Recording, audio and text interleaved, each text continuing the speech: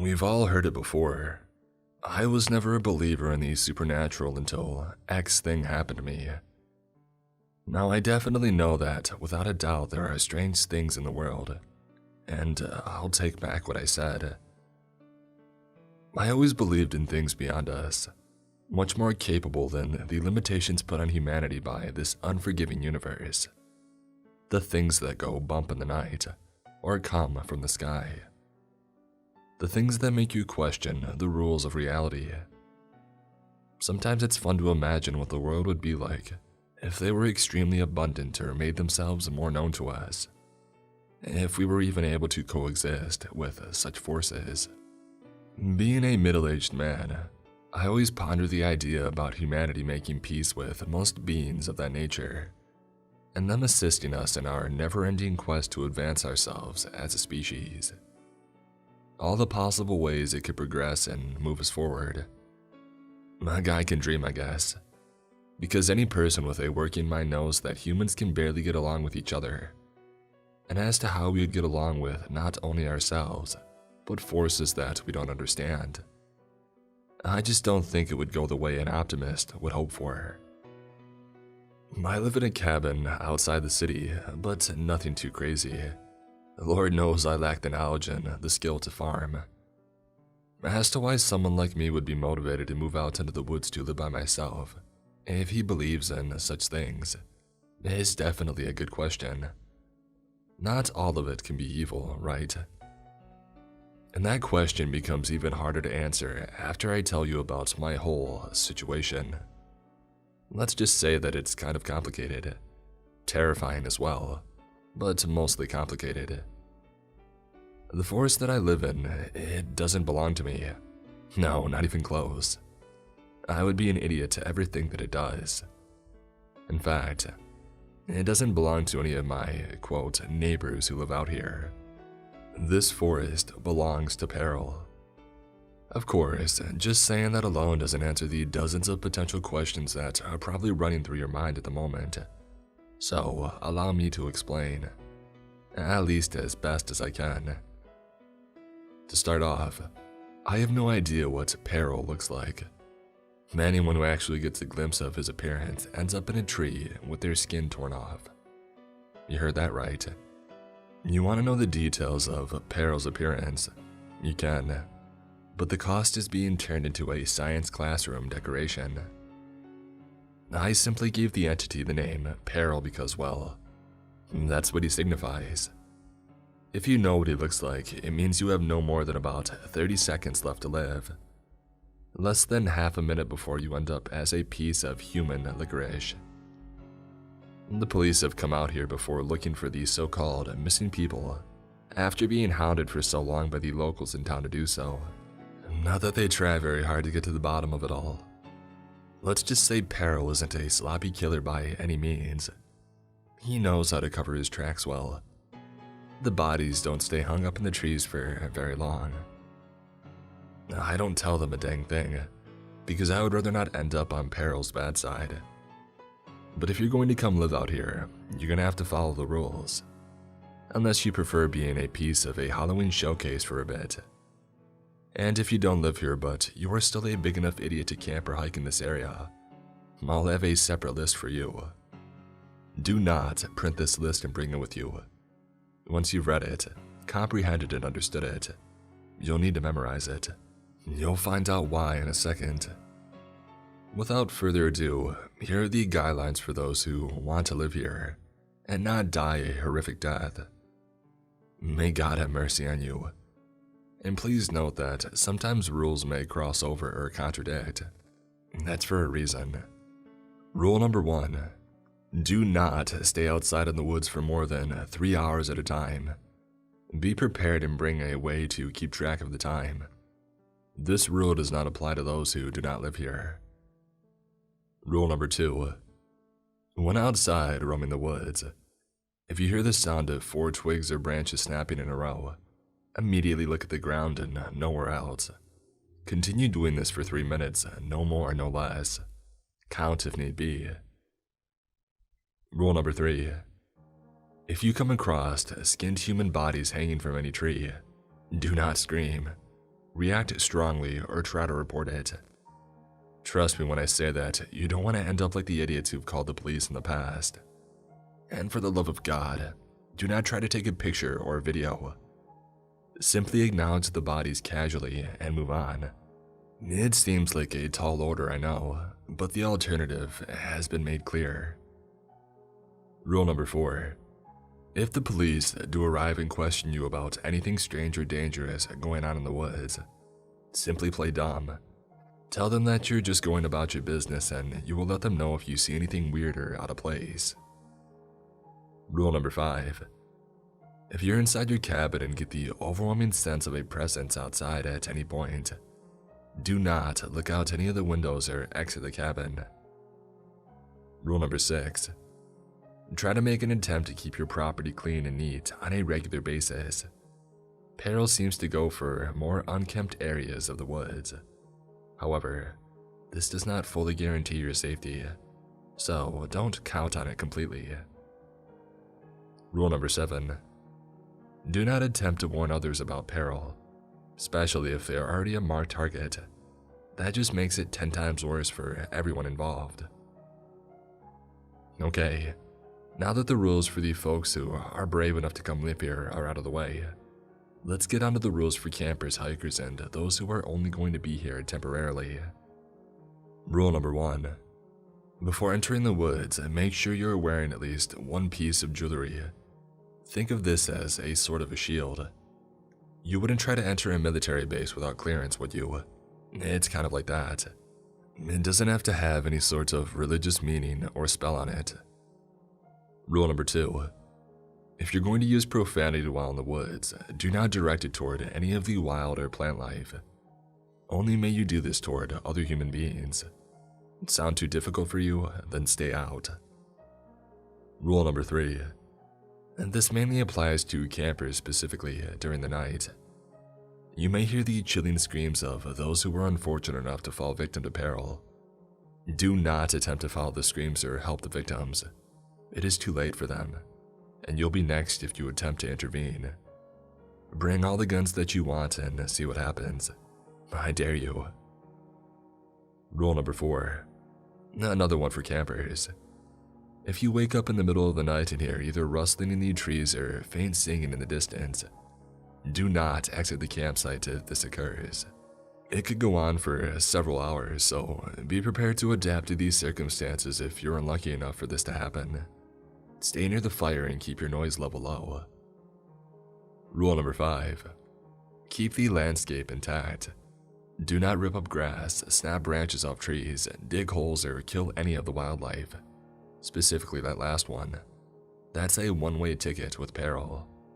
This rule does not apply to those who live here when they're just cleaning up their property. But hunting is illegal here anyway, so keep your guns at home. Now that those are squared away, I would just like to continue by saying that there may be more rules that I have not yet figured out. And although I do not want to take the risk of going out there and figuring them out, I'll add them to either list if anything comes up. Another question that you may or may not have is, well, if you're not supposed to warn people about peril, then why are you posting this online? Which isn't a dumb thing to ask. And to that, my dear reader, I will say it is simply because I am outside of the woods, out of peril's reach.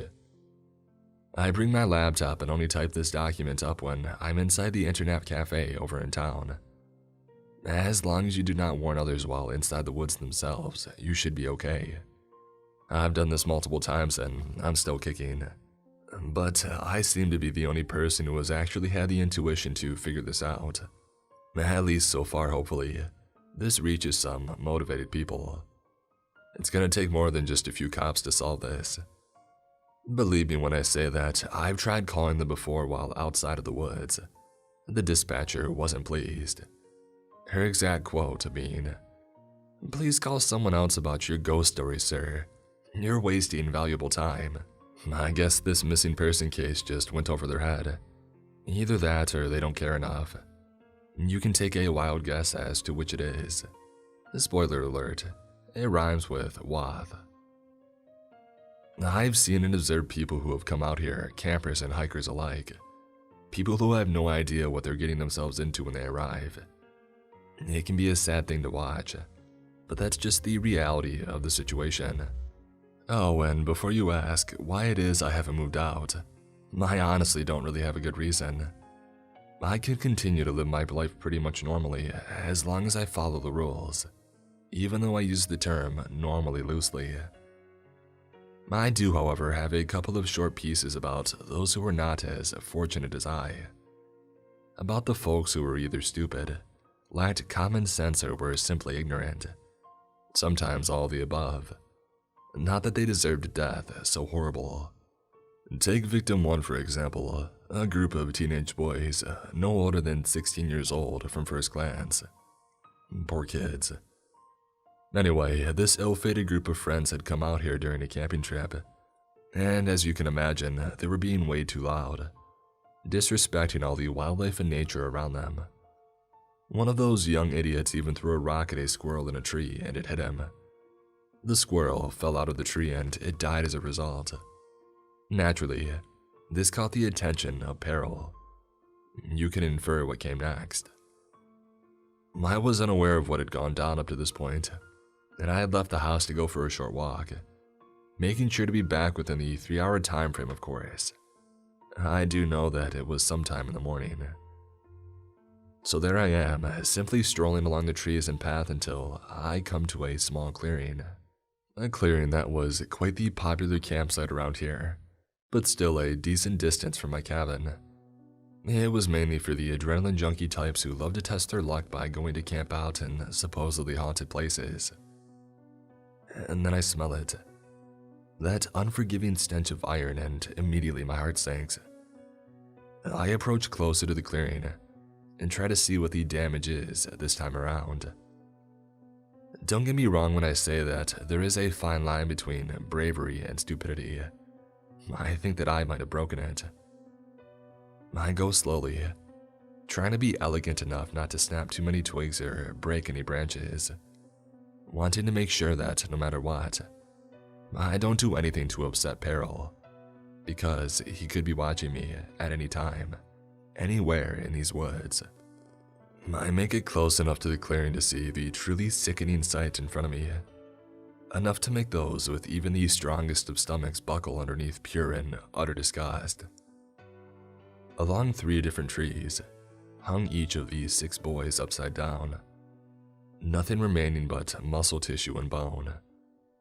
There is no blood on the ground below any of their bodies though.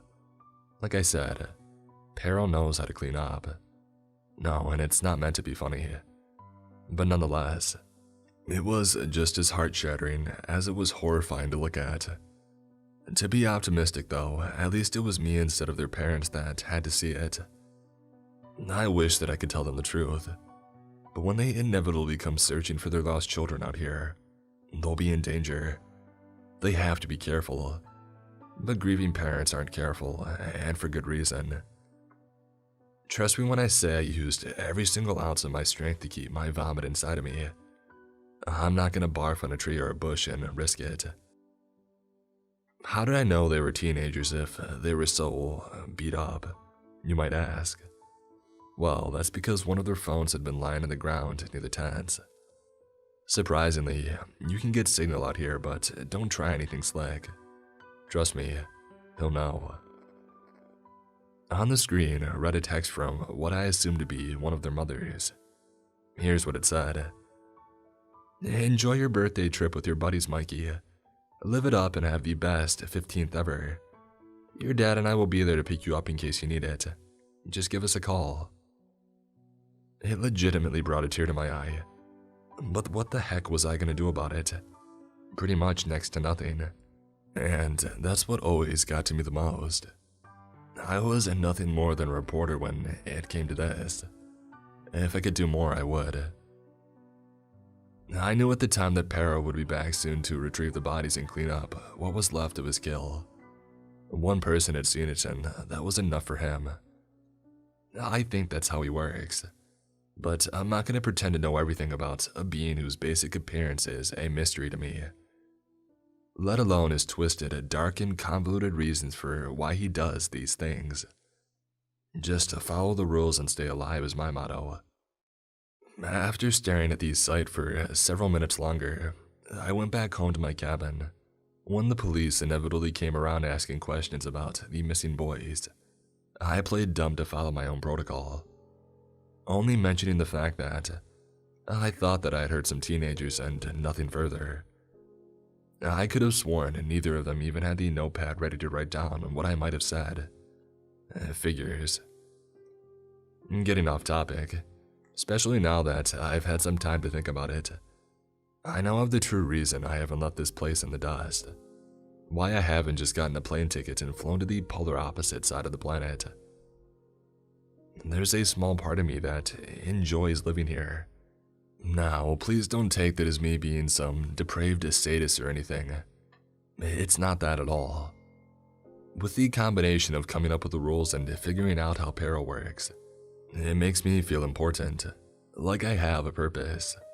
It definitely beats just sitting at a desk job all day, only to go home to some crappy apartment, which I'll probably end up dying in out of sheer boredom and lack of drive to do anything else. In a way, I'm saving lives to the best of my ability. There is a small part of me that feels as if this is definitely going to come back to bite me in the butt sooner or later. But at least I'm making a bigger effort than anyone else who lives in these woods, as well as local law enforcement, but you understand that by now. Trust me, I want to spill my guts to the whole world. I want to warn every single person who pulls up to the entrance of the path to turn back immediately. But that would only mean their death and mine as well. This is truly my best option and only one. Moving on. The second victim that I had ever come across was a 30-year-old woman by the name of Pia Dunley. Pia had supposedly come here to hike along the trail, just something as simple and quiet. There was only one problem. Well, one other than coming here in the first place, that she had decided to do it at night. Now, as to why someone thinks an idea like that is a good one is troubling, but I do give her the benefit of the doubt though. You think the missing person cases popping up would deter her? Apparently not. Maybe she just didn't do her research beforehand. Pia goes on her little night hike, starting at the entrance and making it about half a mile deep into the woods, pretty much to about where I live, which is an important detail by the way. Now, although Pia is not alive for me to ask her what she had experienced, I know for a fact that a scream had woken me up in the middle of the night. A deafening shriek of desperation and terror, obviously coming from her. I just laid there in bed, listening to her wail and cry. It didn't last very long though, only about 10 seconds. But something like that must have felt like minutes, and to her, probably hours. I just couldn't move. I didn't exactly cry or shake in horror. No. I just laid there staring at the wall of my bedroom as the events unfolded not far from outside of my cabin. You ever find certain death scenes in movies hard to watch? You know, the long, drawn-out kills where the victim is screaming bloody murder as they're being brutally murdered by some deranged psychopath. Well, that's nothing in comparison to this. Not even close. I just felt like a complete and utter coward during the whole ordeal. Everyone has flaws, right? Well, in that moment, I felt like I was made up of nothing but flaws. But I knew trying to help would only make things worse. I just had to lay there, stay put, and listen to the woman die one of those most horrible deaths possible. I want to tell others the loophole to informing people about peril, but I never see them outside of the woods nor do I have their information. The ones that I have didn't want anything to do with it. And by that I mean the people who live with me. They don't want to risk their own lives. After what I just told you, you're probably thinking it's majorly hypocritical for me to criticize the others for not helping. I don't blame you, because it kind of is. The Pia incident wasn't the only time I was awake during that night. Not far from it. Last night, in fact, I was jerked awake by the sound of branches snapping. It couldn't have been more than a dozen feet away. My eyes widened and my blood began to freeze. The pattern of these snapping drew itself closer to my cabin. No crickets, owls, or anything else was there to go with it. Just the eerie silence of the night. The rapid snaps began heading toward the back door of the cabin. I genuinely wished that I could describe the trembling of my body when I had heard that. It's that feeling you get as a child when you have to take a trip down into the basement by yourself. Now obviously, I didn't dare look out the window, because at the time, I thought there was only a small chance that I was gonna live. And taking a peek at my mystery supernatural murderer would only finish the job. Better safe than sorry. But when I heard the pounding echo of an unnaturally enhanced female voice behind me, something that even the best audio editing technology would have a hard time creating, that's when I truly thought that I would soon meet the Lord himself. And that peril wasn't the only thing out here to worry about. Keep quiet or it'll hear you. I turned, my fists up in a boxer stance as I expected to be attacked by the unknown entity. When I laid my eyes on the thing in front of me, my jaw swiftly plummeted straight to my shoes. Everything in my body seemed to seize, but yet my mind was running a mile a minute. In front of me was Pia Dunley, but not her living body. Instead, it was her ghost. There she was, levitating a few inches off the ground. But that's not even mentioning the fact that I could quite literally see through her as well. Like she was a hologram from a generic sci-fi movie. Thankfully, she also had her skin back on, or whatever you could call it in this context. One of my initial thoughts was to scream at her for warning me about peril, but then I remembered that it was unlikely he would try and kill someone that was already dead. But I was still vulnerable. Thank God I wasn't a marked target at the time. That was the only thing saving me. I know you probably have a lot of questions, she said softly, bringing down her volume greatly. Yeah, we're way past just questions, I replied, taking a couple of steps back. The room's sudden temperature drop getting to me as we conversed. I could feel goosebumps forming all over the surface of my skin. I was never a person who did well with a cold. What about apologies? She followed up. You know letting that thing kill me while you slept safely in your bed. You have no idea what it's like to have your skin torn off while you're still alive, while you can still feel it. Every little nerve ending on fire. I would argue with every single one of the damn souls in hell that it's worse than burning. Granted, I know there wasn't much you could have done on your own, she said, lightening her tone. How did you know that I was sleeping safely in my bed? I asked, to which Pia seemed offended at the fact that that was my main concern, which admittedly was pretty insensitive. In the split few seconds between being snatched up and then being stripped like dead skin off someone's crusty bottom lip, I saw you through your window. I saw your eyes open. You were just laying there, staring off into space.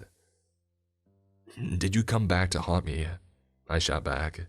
To make me pay for what I did, or lack of doing anything. What did you even expect me to do? I'm not some freaking superhero. No, none of that. But maybe I should. She pauses briefly. I'm here to help you expose this thing. That thing. We need to let the world know what's going on here. I paused, a question brewing in me. But not just that. Excitement as well. And a little bit of relief if I'm being totally honest. Where are all the, ghosts of the others? The victims of peril? Is that what you call them? She chuckled, holding a ghostly hand up to her mouth. It's easier than saying the thing all the time, don't you think? I countered. Well, I actually like that movie a lot, so it's 50-50. All right, enough, I commanded. How do you even plan to stop peril? You don't even live here. I know way more about him than you. I need you to be careful with how and what you say, or I'm dead too. I said expose, not stop. But if we find a way to do so, then we will. And calm down, I literally just said that I wanted to help you. She punctuated, giving me an unimpressed glance. So sorry, I apologized. I'm just really on edge about all this. Yeah, I can kinda tell, Pia mutters. Then, she suddenly levitated over in my direction. The temperature of the room plummeted even further than before as she approached me, like I had just stepped inside a meat freezer. What are you doing? I inquired, licking my lips awkwardly. I'm going outside to look for peril, she replied without turning around, making sure that he's not close. It doesn't matter how close he is. If you're in these woods, he can get to you. He knows that I'm here and that I'm in this cabin right now. As long as I follow the rules, he won't touch me. But that doesn't mean he won't taunt me. The rules? She asked, stopping her movement and doing a 180. We lock eyes and I adjust my posture as I feel my answer rise in my throat. Yeah, the rules, I said, dashing over to my nightstand next to my bed and pulling out the top drawer. It creaks softly as dust disperses itself off the top shelf from the forest. Don't you think it's kind of weird to stay here, making these rules instead of just moving away? She proposed, crossing her arms to punctuate. Well, considering that I'm talking to a ghost right now, no, it's really not that weird. Plus, I need to learn all that I can. I can't really do that from a distance in this situation. I responded casually, unbothered by her sarcasm. Also, if we're not supposed to warn others about peril in these woods, aren't the rules technically you warning others? Well, sort of. I've been posting them online far away from the perimeter of the woods. Talking to you about them wouldn't matter. He can't kill you twice. And since they're written by me, I'm all good. I can't warn myself. But still, watch what you say.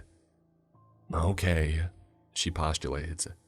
Well, that ugly son of a gun isn't all-knowing or very good-looking. If anything, his face kind of reminds me of. I jumped and snapped my head back in attention, my eyes crazed with worry. Shut up. Don't say anything further. Don't describe his appearance to me. I can't afford the risk. Let me guess. I can't tell you what he looks like either. Pia grills. Instead of replying, I hatch an idea. Withdrawing the rule sheets from my nightstand in a hasty effort, I march over to Pia, handing her the two lists. She gives me an odd glance and then scans them over. The aura from her spiritual figure surrounding the material. It seemed that she could pick and choose what solid objects she wanted to interact with. Here, and you just reminded me that I should make another rule for each sheet. I told her without much flair. And that is... I went to the opposite side of my nightstand over to my admittedly small desk, retrieving a pen in the clutter of papers and items that were scattered around its dusty oak surface. Everything from worn-out pencils to overused paper clips. But immediately before touching the pen to the paper, I remembered how dangerous it would be to write this rule down while still inside the woods. I wasn't exactly sure if this would somehow alert peril in any way, but I didn't want to take the chance. Dang it, I cursed. I can't write it down in here. Gotta wait until I can leave the woods. It's too much of a risk. Wait, but I thought it wouldn't matter because you're technically not warning anyone, Pia proclaims. Listen, I'm still figuring all this out. I just don't want to take any risks. I've never written any rules down in the woods before, and unlike you, I still have about half my life left. I paused, comprehending what had just come out of my mouth. My bad, I didn't mean that. Pia simply rolled her eyes in response, displaying that she didn't have time to scold my unintentional slight. Listen, everything else aside, we don't have time to sit here and be petty all day. People are out there not only losing their lives, the lives of their loved ones, and they don't even know it. We're the only two, well, people that are able and willing to help. I nodded at her short speech, but she was right. I had the knowledge and research, and she had the abilities and experience. It felt great to finally have someone who wanted to get this out there as much as I did. I didn't have to do it alone anymore. Why exactly do you want to help me so much? I asked, genuinely curious for the answer. I have a son, an adopted son. She began hesitantly. Right now he's 17 and he's a great kid, very athletic, and he loves the outdoors. He's been into sports since he could walk. I'm mainly proud that he gets good grades. Anyway, he wanted to come hike through these particular woods and stay out here for 3 days as a challenge. Soon enough, he'll be turning 18, which means his current guardian will no longer have any control over him, and he'll come to these woods. I don't want him to end up like me or any of the others. We can't let it happen. I won't let it happen. My head hung low as I approached Pia, considering placing a hand on her shoulder before realizing the obvious. I'm sorry. Too many innocent people have been lost to him. I promise I will make sure your son makes it, I announced sympathetically. Whatever it takes. He's blood to me. I hate thinking about what his birth parents did to him. Those pieces of crap. We need to solve this problem and we need to do it soon. Are you able to come with me to the cafe? I probed. I'm guessing no one else would be able to see you. No, I'm stuck within the range of the woods, similar to Peril. But I know how we can talk to each other outside of here. How? She paused, her look of utter sorrow and sadness shifting into one of playful mischief. I'm guessing you heard of a Ouija board before. I raised an eyebrow, feeling the usual wrinkles form on my forehead as it was lifted. Don't you have to be someone close to me for that to work? Plus, it takes multiple people. I came back. I'm not even really sure that it's worth it. For a man who claims to have such faith, you think of these supernatural in far too simple terms. It only takes multiple people if there's no spirits to communicate with, and you're just trying to scare friends at a party. Trust me, it's a good backup option in case we need to talk when you're not here. I used to mess with them all the time with my friend group in high school. Most spirits just don't care about ordinary people. And just as Pia had earlier, I rolled my eyes. But it wasn't because I was proven wrong, no. She definitely made a valid point. She was just pretty smug about it. But hey, it's not like I was all that much better. I got next to no sleep that following night. The traffic of thoughts in my brain were far too heavy for me to hit the sack until it was too late. On the flip side, I probably would have had nightmares anyway if I did, so I'm not really sure what to make of it. In the morning that followed, I took a detour on my way to the cafe in town to a Walmart to pick up a Ouija board. There was a whole shelf dedicated to different types. I had no idea what truly made the difference in each, so I simply chose the most generic-looking one. As to why Walmart lets these things on its shelf, it's questionable. With little time to sit there thinking too much about it, I grabbed it off the rack, brought it to the checkout line along with a couple of pints of Ben & Jerry's, mainly just so I didn't look too odd, but also because I needed something to lift my spirits a bit. Things like this often weigh heavily, and ice cream helps everyone feel better. After that was taken care of, I headed over to my next stop, the cafe, being careful enough to double-check that I had brought the rule sheets with me. But I also had digital copies on my laptop, so even if I did lose them, it wouldn't be too disastrous. But the person who found them and walked into the woods with them, however, well, you all know that what would happen. So maybe I was lowballing a bit. Although if they wrote their own rules outside the area, they'd be fine, provided they didn't show anyone else inside the woods. Nonetheless, I got to work writing down the new rule on each sheet, starting with the one for those living there. Hopefully all of you can spread this message around when it's uploaded, but whatever you do, don't print physical copies and enter the forest with them.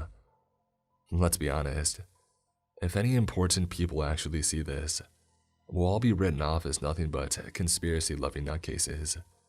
It's up to us, the people, to fight this issue.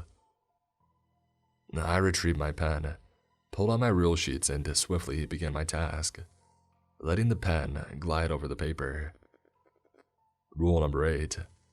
If you fall victim to peril and your spirit roams the woods, do not describe his appearance to those that are still alive. You will obviously be unaffected, but they can still be harmed. What's that you got there? Came a light, feminine voice, one that you would expect a younger mother to use with her newborn. I snapped my head around. A lady, which I had assumed to be the waitress, was standing there, with a hot pot of coffee in one hand, looking at me curiously, amused by my sloppy handwriting. Oh, sorry, just a work thing, I lied, quickly flipping my rule sheets over to the blank side, not wanting her thinking that I was even weirder than what she most likely already assumed. I also tucked the Ouija board next to me, trying to set it to my right side in the booth. It probably wasn't the best idea to bring it here now that I thought about it. Well, you've been working too hard and you haven't ordered anything. Is there anything I can get you? She quizzed politely. She motioned to the coffee pot. She must have been new because I hadn't seen her in her before. I shuffled my hands around, picking up the menu and quickly opening it up, only scanning it for a few seconds, kidding myself like I was actually going to get something other than my usual. Can I just get the bacon and eggs with a large coffee, please? I requested, failing to hide the haste in my voice. She smiled, writing down my simple order onto a notepad. I'm Sarah, by the way, she tells me, but instead of turning around, she just stood there, her friendly grin quickly fading. I froze, and not just out of a slight discomfort. The temperature in the room had dropped and my goosebumps had emerged. At first, I just assumed that Pia had found a way to leave the woods and come here, but when I looked around the cafe, she was nowhere in sight. Are you okay? I asked with hesitance in my voice, gripping the side of my booth as I moved back a bit. Once again, her frown only increased. Her eyes widened, not comically, but more than enough to come off as unsettling. I subtly inched myself closer to the opposite side of the booth, and as I scooched over, she kept herself still, motionless. No one else in the cafe seemed to notice the strange phenomena.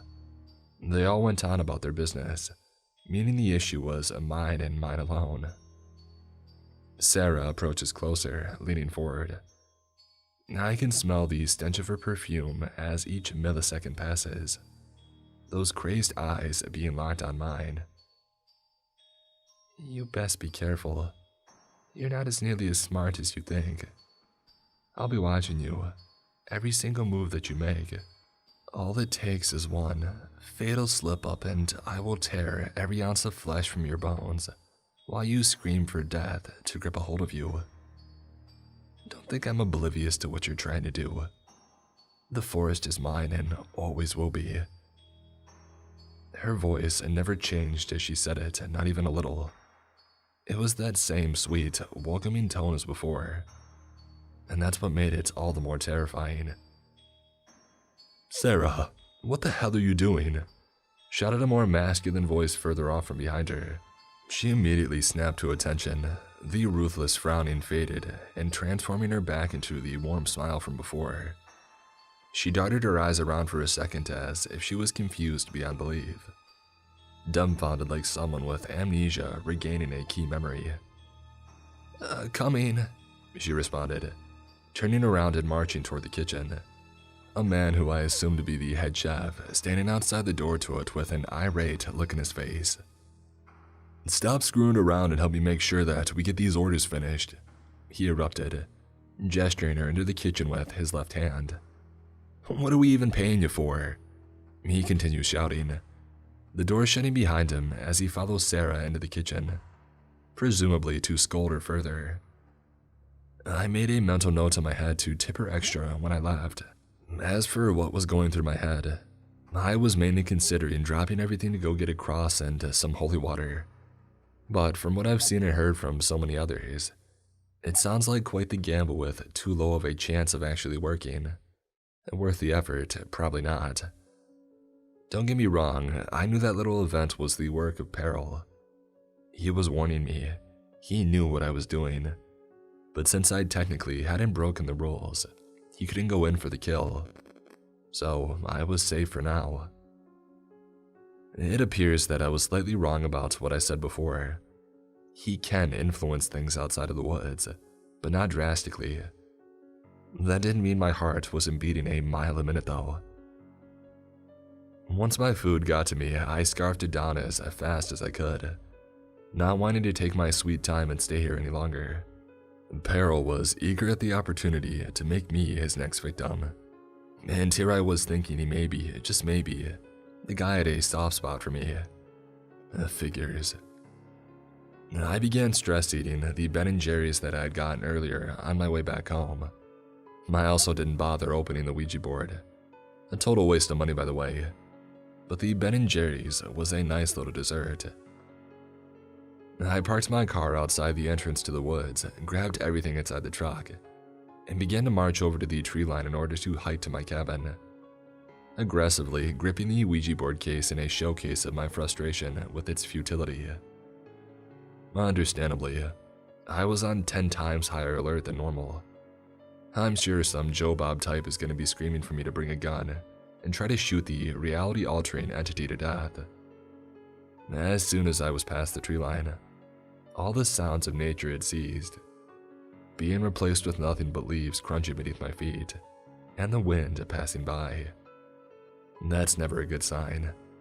Birds were always making noise around here. This silence itself was the furthest thing from relaxing. This was the bone-chilling, wrong kind of silence.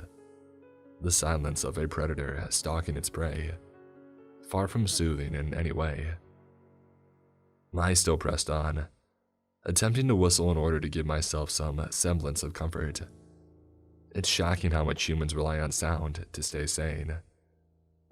Like most of my efforts involving these woods, it was all in vain, especially when I heard the first twig snap from behind. And the second, this time far more forcefully. I knew what was coming, who was coming. As the third branches snapped, I quickly thought back to rule number 2. It was the one that I had spent the most time memorizing, as it was the most likely one to pop up. Rule number 2. When outside roaming the woods, if you hear the sound of 4 twigs or branches snapping in a row, immediately look at the ground and nowhere else. Continue doing this for 3 minutes. No more, no less. Count if need be. I darted my eyes to the ground as the 4th branch had snapped. It was almost like I could feel Peril breathing down my neck, despite the fact that I didn't hear anything after the branches had finished breaking. But I knew that he was there, desperately wanting me to mess up. Not being able to look almost felt worse than seeing him, having no idea about the form this monstrosity took. Counting to 180 already seems like a chore, but imagine having to do it while death is quite literally standing behind you. Only then does it seem appropriate to complain. Every second was a century. Time seemed to have slowed down. I was honestly wondering if, given these circumstances, that was actually the case. Nothing felt more strenuous than this. The threat of my doom so close, so tangible. All it takes is one glance, one peek, and I die. I can smell your trembles, your terror. Peril says in a voice so low, so scratchy, it could only have been concocted by Lucifer himself. Its bass alone makes my hand shake vigorously as I fought to focus on my counting. I shall take the skin of every man, every woman, and every child who steps foot in these trees. It's almost like I could feel my legs turn to jelly as he spoke, and I was only 100 seconds deep into my count, nearly another minute and a half left to go. You are so desperate, it's amusing. Your skin will be mine one day. Your worthless rules will only keep you alive for so long. Why don't you invite a relative over? Sit them down, have a drink, and warn them about me. Go ahead. I dare you. I bet they would be dying to know my true form, just as you are. You pathetic, inferior being. His tone was colder than the temperature of my blood during the encounter. Despite his self-proclaimed amusement, he didn't laugh, cackle, or let out some villainous chuckle. He just silently enjoyed my anguish. If he possessed a middle finger, he was definitely giving it to me right then and there. I only had 20 seconds left to go. Soon, this would end. It would be all over and I could continue walking back to my cabin. It's always the boys who scream the loudest when I take their flesh, Peril added. The boys and the men. They bellow out far louder than any woman ever could, crying for their mothers as they tear their tissue away inch by inch, and make them watch me slowly peel their soft, delicate skin from their bones. The way that he described it, the way the words left him, it was so casual, so nonchalant. He might as well have been describing the process of making a PB&J. The worst part was the mental images in my head as he said it, describing the way his victims begged for the mercy of death as he ripped their skin away. The way they kicked, screamed, and tried to fight. He wanted me to know every little detail. But the universe had been feeling generous. The grueling and horrendously torturous 20 seconds has ended, and I looked back up, exhaling an extended sigh of relief. I could feel the adrenaline itself leaving my system, but not very quickly. If I was going to keep doing this, I needed to be clever. He knew what I was trying to accomplish, and he was clearly aware that I was using loopholes. But I couldn't let this taunting stop me. He wanted to break me to force me to give myself up, to get inside my own head, and make sure that I created a situation for my own demise. I pointlessly tried to shake the existential dread filling my lungs as I hiked forward through the trees. Every single fight or flight alarm bell in my body going off all at once. I was starting to think that these rules may not be enough, that my efforts were futile and did nothing but. Who was I truly saving? Was I really going to expect people to read them online and memorize them if they possibly come here? What if I had messed up somewhere along the road and then became responsible for someone's death? Maintaining optimism in situations like this are extremely difficult, because once you start asking yourself questions like that, the questions that make you want to give up, it hits hard. However, as I said before, nothing comes without resistance, even if resistance in this case is a sadistic cryptid who wants to give me a slow, agonizing death. I soon arrived back at the cabin, looking up to see Pia standing in the second-floor window, the light passing through her hollow structure. It was pretty ominous if I was being truthful, like something you would see out of Poltergeist. If it were anyone else's ghost, I would have turned tail right then and there. This place already gave me enough to deal with as is. I approached the front door, lifting my hand to grab the knob when the door had suddenly swung back inward, as if being opened from the inside, creaking weakly as it shifted. You like it? I heard Pia's voice enter my ears from behind. I just learned how to do that today. I jumped and spun around, laying my eyes on the sight of Pia casually levitating behind me. A friendly smile plastered on her face as we both looked at each other, her face joyful and mine scrunched up. I also learned how to teleport small distances. Maybe being dead isn't so bad. I wish I had cool ghost powers, I respond, stepping into the cabin, my mouth dry from the stress of the earlier events. Well, if you mess up, then you will, came her sarcastic rebuttal. As I've heard, I came back, fighting a comical smile. Despite what had all gone on, I found myself holding in a laugh at her quip. Oh, screw it. I let myself actually laugh. It was beyond therapeutic, something I was in desperate need of, and to finally have it was extremely cathartic. In that moment, I felt like a person again. not just some machine overanalyzing everything in my path. As my fit of joy begins to die down, Pia takes advantage of the situation. "You know, you still owe me that apology, right?" she asks, crossing her arms as I stare past her phantom body. "Hey, make sure you don't get any ectoplasm on my floor," I replied, dodging the question as I begin to walk upstairs. Pia simply teleports in front of me. I attempt to keep moving but am suddenly stopped dead in my tracks. Nothing I do works to move me in any direction, and I try my hardest to fight it, but to no avail. What did you do?" I demanded, now genuinely frustrated. "Come on now, this isn't the time to be fooling around." "Basic telekinesis," she fires back. "Now, you gonna give me my apology or what?" "I already said that I'm sorry," I groan, still trying to get myself out of her hold. "No, you said you were sorry because I was talking about my son, not because you laid there peacefully doing nothing while I was torn apart. You said yourself that there was nothing I could have done," I shot in return. "Yeah, but that doesn't mean I don't want the satisfaction," she announces, smiling playfully. I curl my lips in defeat, darting my eyes between Pia and the wall next to us, knowing that I was stuck between a rock and a hard place. Of course, she didn't have any malintent, nor was she causing me any actual pain. It was mostly a huge inconvenience. "Is a forced apology really an apology?" I say softly, using wordplay in an attempt to escape. "You're telling me your mom never made you apologize as a child for something stupid that you did?" she quizzes. Another good point. An argument that I was unable to come up with a counter to on the spot. So I just gave in. It wasn't like it was a huge deal overall.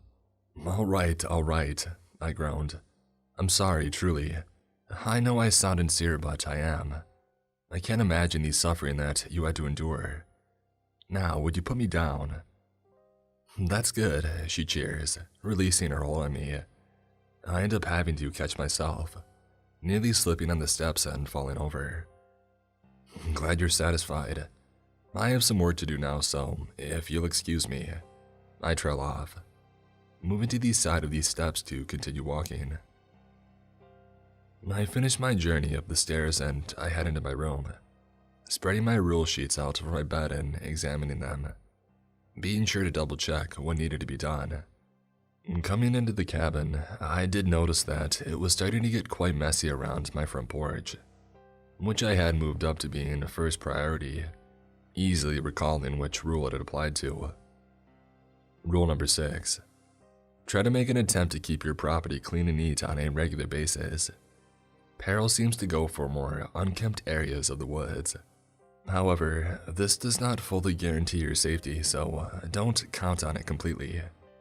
Like it says, it's not a complete guarantee, but you gotta do everything you can, right?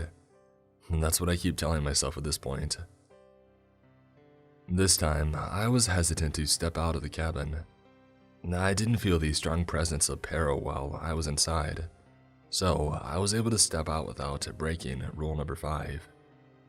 Furthermore, I did know that he had his eye on me. I wasn't marked, but I was totally aware he wanted me to be. He was lying in wait, sitting back comfortably, as he let the time pass for me to make a wrong move. I initially assumed it was because so far I was the greatest threat to his cryptic nature, that I have the most information on him more than anyone else. Other than his appearance, of course, but who knew what all I was missing? It almost flattered me that he was threatened by my scheming. Not that I would say it to his face. Nonetheless, I did jokingly ask Pia if she could use her telekinesis to help me clean up outside. She of course declined, saying that I needed to keep taking care of myself. Once again, a fair point. Integrity and independence are things that we all need in life. I brought a rake, got to work on some leaves sprawled out on my lawn, picked up all sorts of broken branches and twigs spread out across the grass, as well as making sure that I had dusted off my front deck, which I was glad that I did. It was starting to look like it had snowed all over it. While cleaning and doing nothing but minding my business, I picked up a repetitive whipping and whooshing sound. A sound most people are familiar with if you watch a lot of action movies. Looking up, there was the source. A helicopter that had been flying past the area. Wanting to know what it might have been about, I stopped what I was doing and moved where the trees were slightly less dense, especially since it sounded really close, flying much lower than helicopters usually do. At only 100 or so feet above the trees was the supposed chopper, completely black in its color. But that wasn't the only thing. It was outfitted with machine guns at the front, as well as a couple of missile launchers. Being a military-grade vehicle, it was definitely built for combat. That much was obvious. But what really caught my attention was the people inside it. Geared up with body armor, fully automatic weapons, and night vision goggles to their sides were these soldiers? I didn't have a clue as to what to call them. They didn't look like any military personnel that I had ever seen or recognized, not in the slightest. They appeared like there was something much more private, shady. I looked for any symbols on their chopper or gear, but I didn't spy anything. Not before they were out of range. Had my posts online caught their attention? Were they in some sort of weird government faction sent in to deal with peril? I doubt it. As much as I would hope the government would do me a solid. This is the real world. That only happens in fiction. I continued cleaning up my property. It was difficult to focus after what I had seen. So many questions that I know would go unanswered. Or so I thought. The way everything was going lately, I could feel something coming. Something bad, and it was gonna happen soon. I just didn't know what. "Hey," came Pia's voice from near the front door. "Come inside, there's something you gotta see." I dropped the rake and did as she said, running up the front steps and throwing myself through the front door, pacing to the other end of the first floor where my kitchen was located, and stopping when I saw something panic-worthy outside the back window. "I think they're here for you." Pia leans over, spilling the beans pessimistically. "I can try and hold them off, but I don't know." "Shh," I interrupted. Through some of the trees in the back of my cabin were what appeared to be 9 or so of those strange, black-suited, shady military personnel. And just like the ones in the helicopter, they were armed to the teeth. Their assault rifles held firmly in front of them, looking down the scopes as they scanned the area.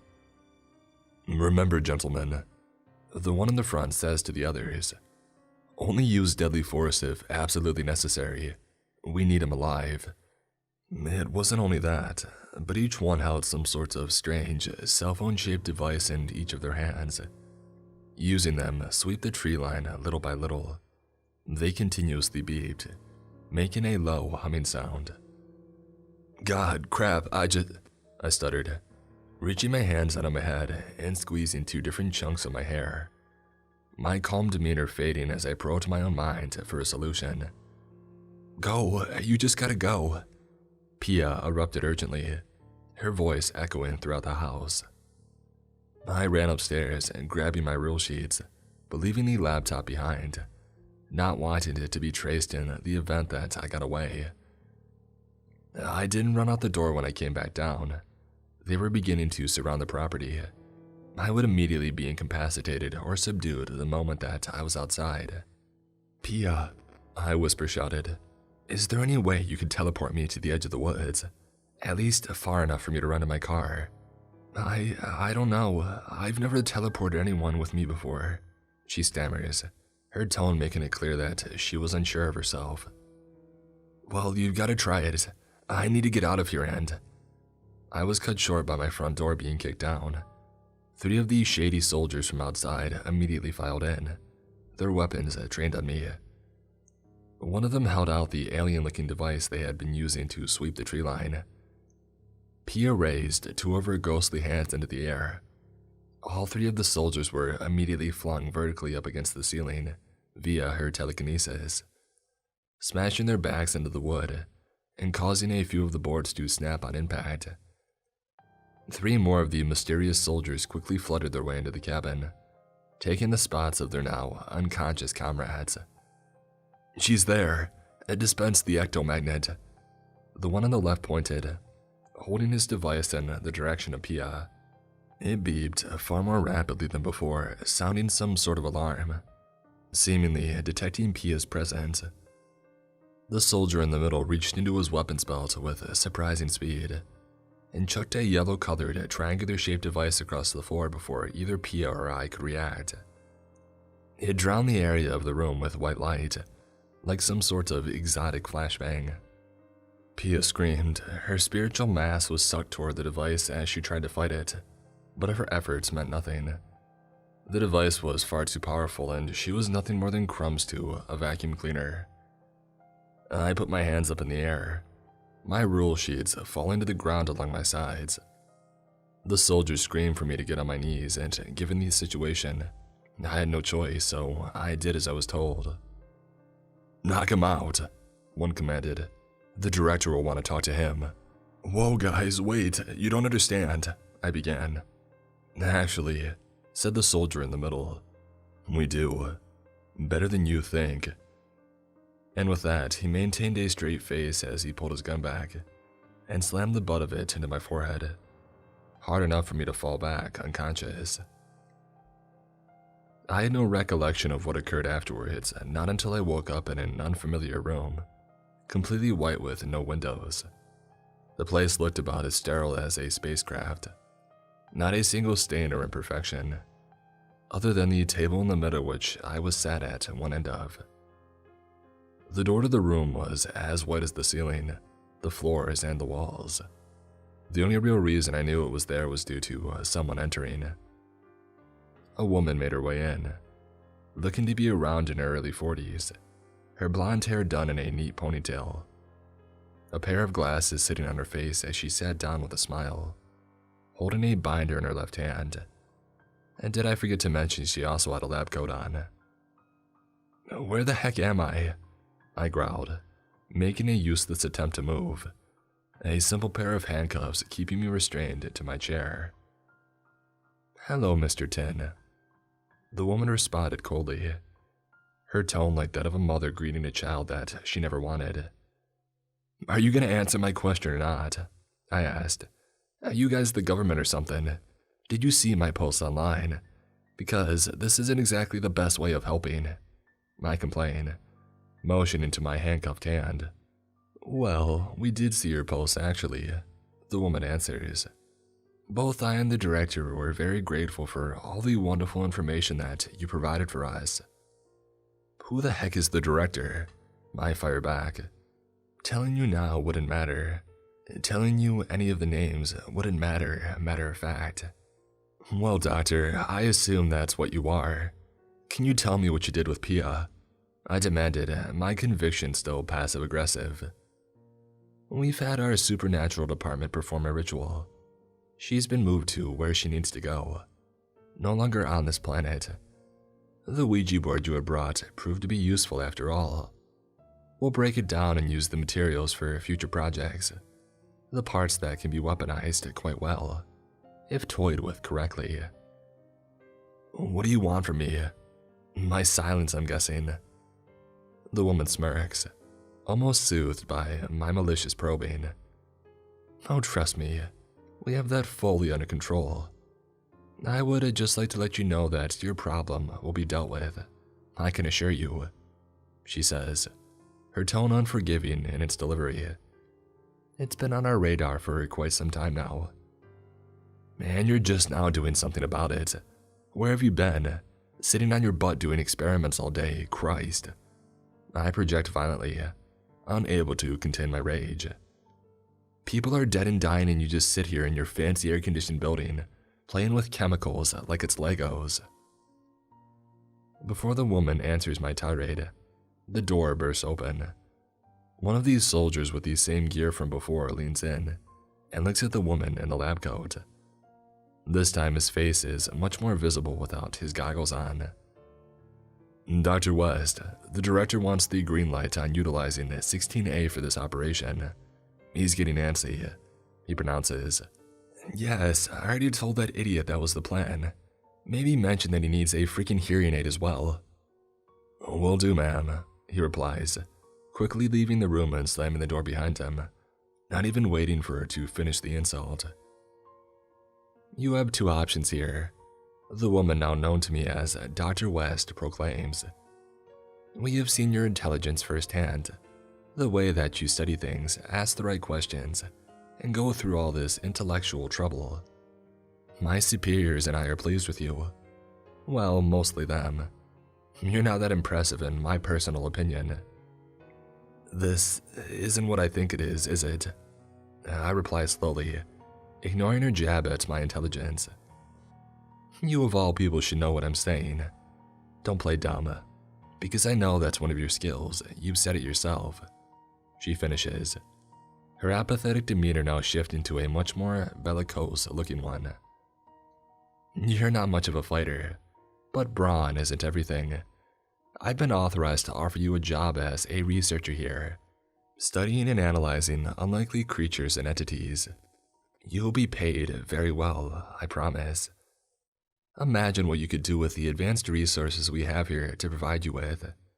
She goes on, looking over a stack of papers in her binder like she's reading off a script, which she technically was.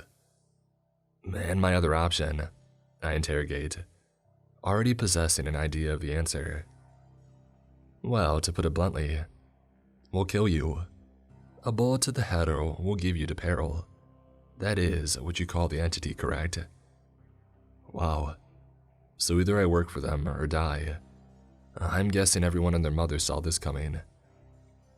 It's painfully obvious that if I were to take this job, I would have to keep everything classified.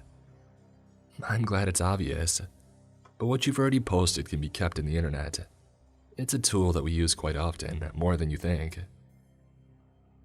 I sit there looking blankly at the wall behind her, beginning to weigh my options. On the one hand, I didn't want to die. Taking this job would be a way to still help people from the shadows. I would be paid much better than what I'm already getting, so that was a huge bonus. Plus, it's not like I had a family at home that I would have to leave behind.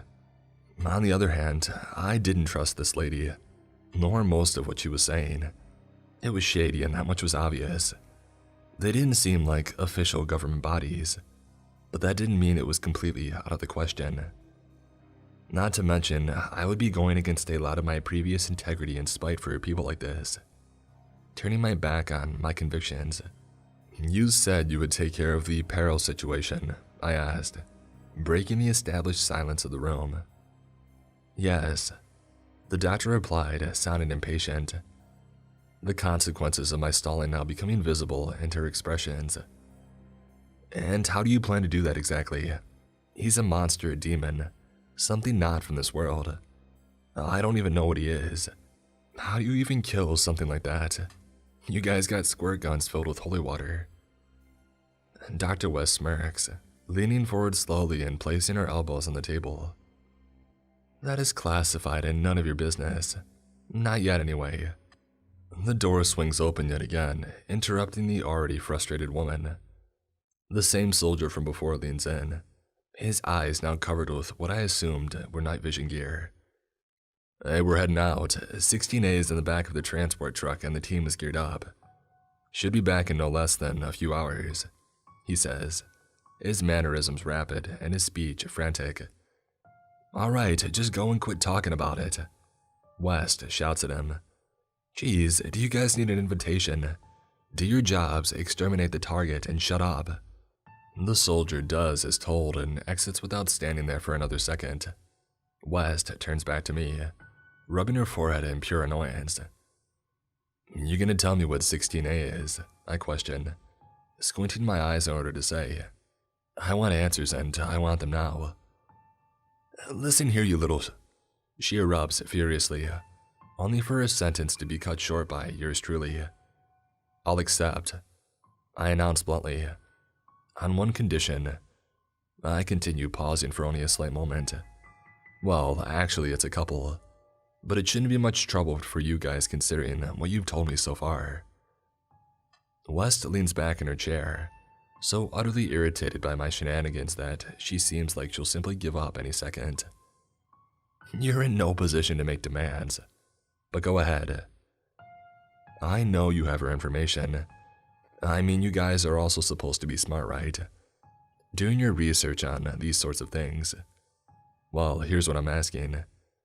Pia Dunley, the ghost lady that you guys did the ritual on, I want you to find her adopted son and anonymously give him enough money to get through college. Look through records, ask around, do whatever you gotta do. And I promise, I will accept your offer and I won't try anything funny. I will work here as hard as I can until I die. Dr. West leans forward in her chair, giving me the look that says, you can't be serious right now, as she cups her hands together. And, I continue, I want all the victims' families compensated properly. I will even pitch in myself and deliver things to them if necessary. You can keep these secrets about what actually happened, because I know it probably gets you guys off to be shady. That can be arranged, West replies slowly, turning some papers over inside her binder. But I still don't have the final say in decisions like that. But I'll try and talk to the higher-ups if that's what will finally get you on board. And to also shut up. But if you attempt to spill a word of this to the public, I'll personally make sure that you die the most painful death possible.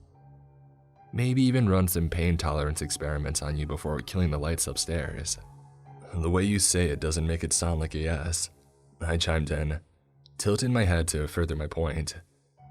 Fine, I'll talk to my superiors, but just know some of that money is going to be coming from the first year of your salary. The doctor barks. And that's fine with me. You really think I expected you to be actually generous for the sake of being generous? Right, I remarked sarcastically. The door to the room opens yet again.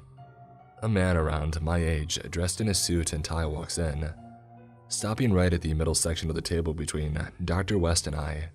His suit was just as pristine as the rest of the room. I could have sworn there wasn't a single wrinkle in the fabric. So you're the man we've been keeping a close eye on, he said, feigning a smile. It's nice to meet you. I'm Ted, the director of operations around here. My eyes darted back and forth between the two of them. Everything was happening so fast with so many decisions and so little time. As much as I didn't actually want to work for them, I know accepting this job will not only allow me to continue to help others in the future, but the families whose relatives were victims of peril will be given what they deserve. As for Pia, I wasn't too sad. She was a nice presence to have around, that much was true. But at least she moved on and is no longer trapped here on Earth. So, in the end, it was a positive thing. I guess I could have also thanked them for using their resources to get rid of peril, even though it should have done much sooner. I turned my attention back over to Ted, aka the director. His welcoming mannerism seemed much more authentic than Dr. West did, but there was still that underlying sense of deception laying beneath the surface. We stared each other down. I let out a slow, long exhale before I said the two words. The two words that would change my life forever going forward. I'm in. Ted's smirk grows wider, this time his joy seeming more genuine. Well then, he pauses dramatically.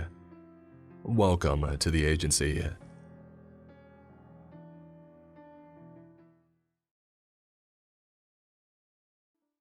Today's episode is sponsored by Rocket Money. I've always struggled with finding time to manage my finances. At the end of a busy week, the last thing that I want to do is spend time budgeting all of my expenses or tracking down customer service teams to cancel old subscriptions that I no longer use. But now I use Rocket Money and it does all of that for me. Rocket Money is a personal finance app that finds and cancels your unwanted subscriptions, monitors your spending, and helps lower your bills so that you can grow your savings. With Rocket Money, I have full control over my subscriptions and a clear view of my expenses. I love how the dashboard shows me this month's spending compared to last month, so that I can clearly see my spending habits. Plus, they'll help me create a custom budget and keep my spending on track.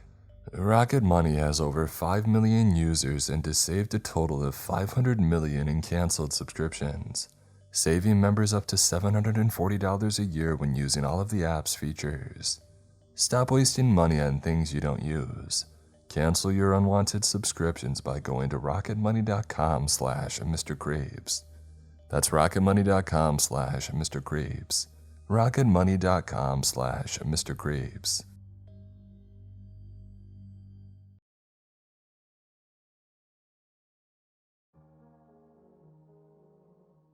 I recently graduated from a CDL school and decided to get a job relating to my field. After applying to every job that involved driving large vehicles that I could find, I got a reply about an hour later for a bus driver position at Frederickson High School. The message read, "Hello, George. We have reviewed your application and have decided that you would be perfect for our position.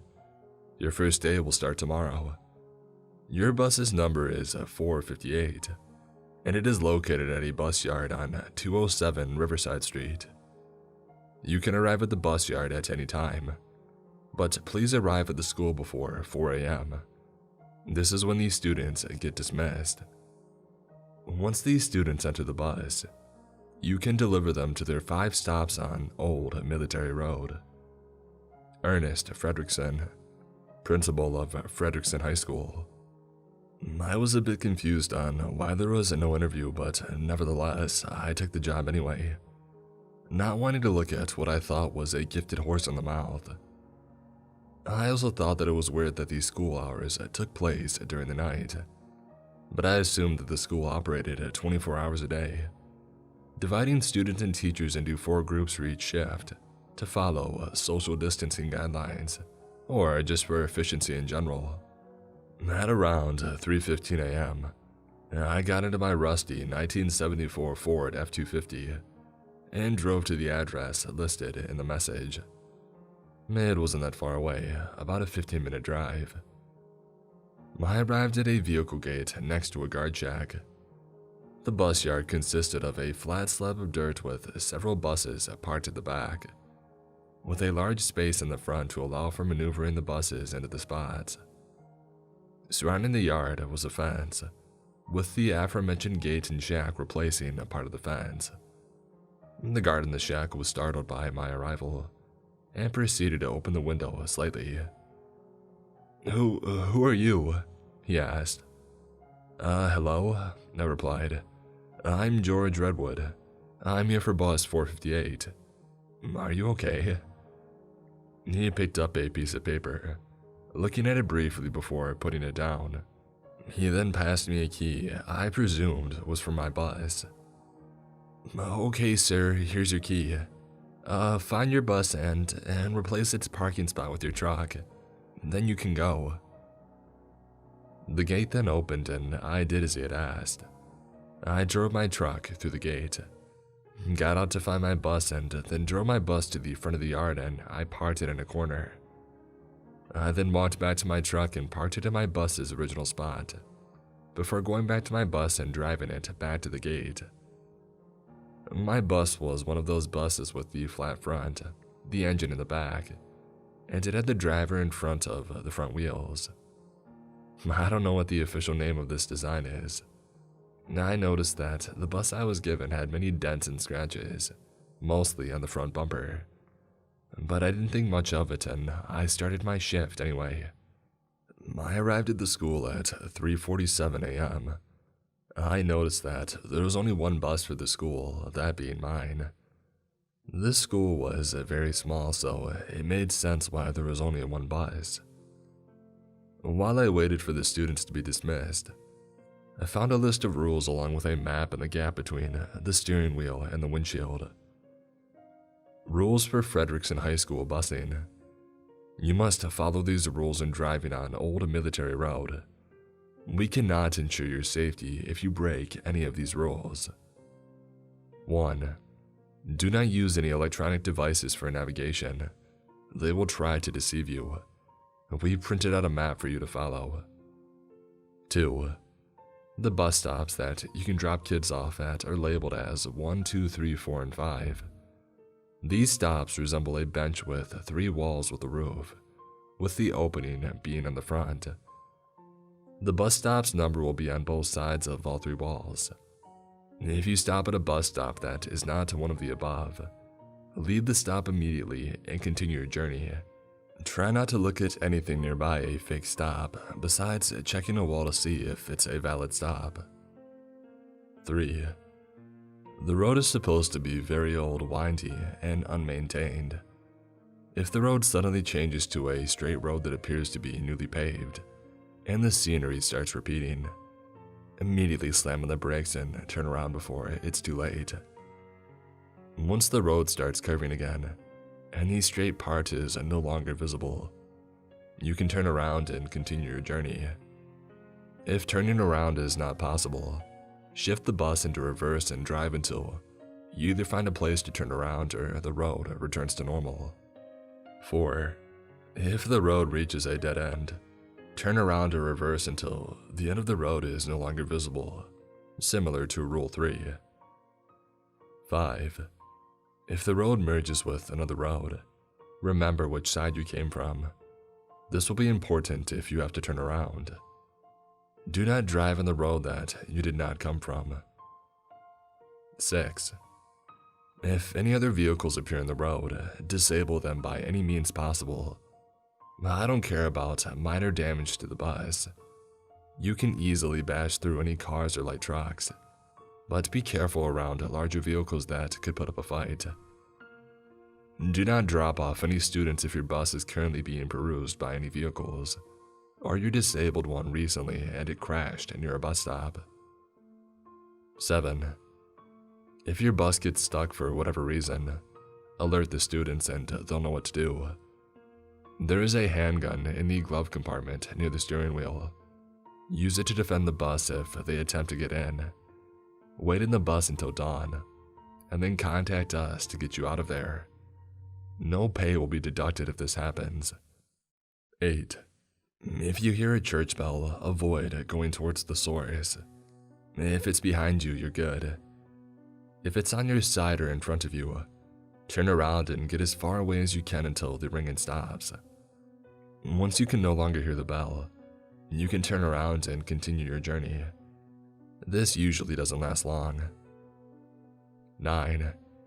If you see a creature on your right running parallel to your bus, do not under any circumstances open any doors or windows. While it will always run at the speed of your bus, you can confuse it by constantly accelerating and decelerating. Doing that may allow you to get into a position in which you can run it over. This is the only known way to stop it. 10. If the engine stops for seemingly no reason, immediately start it up again and floor it. Do not look at what is behind the bus. If that doesn't work, refer to Rule 7 for everyone's safety. 11. If you see a human on the road, run it over, even if it resembles a loved one. It's not a human. If you fail to run it over, skip any remaining stops and return to the bus yard as quickly as possible. Do not, under any circumstances, open any doors or windows.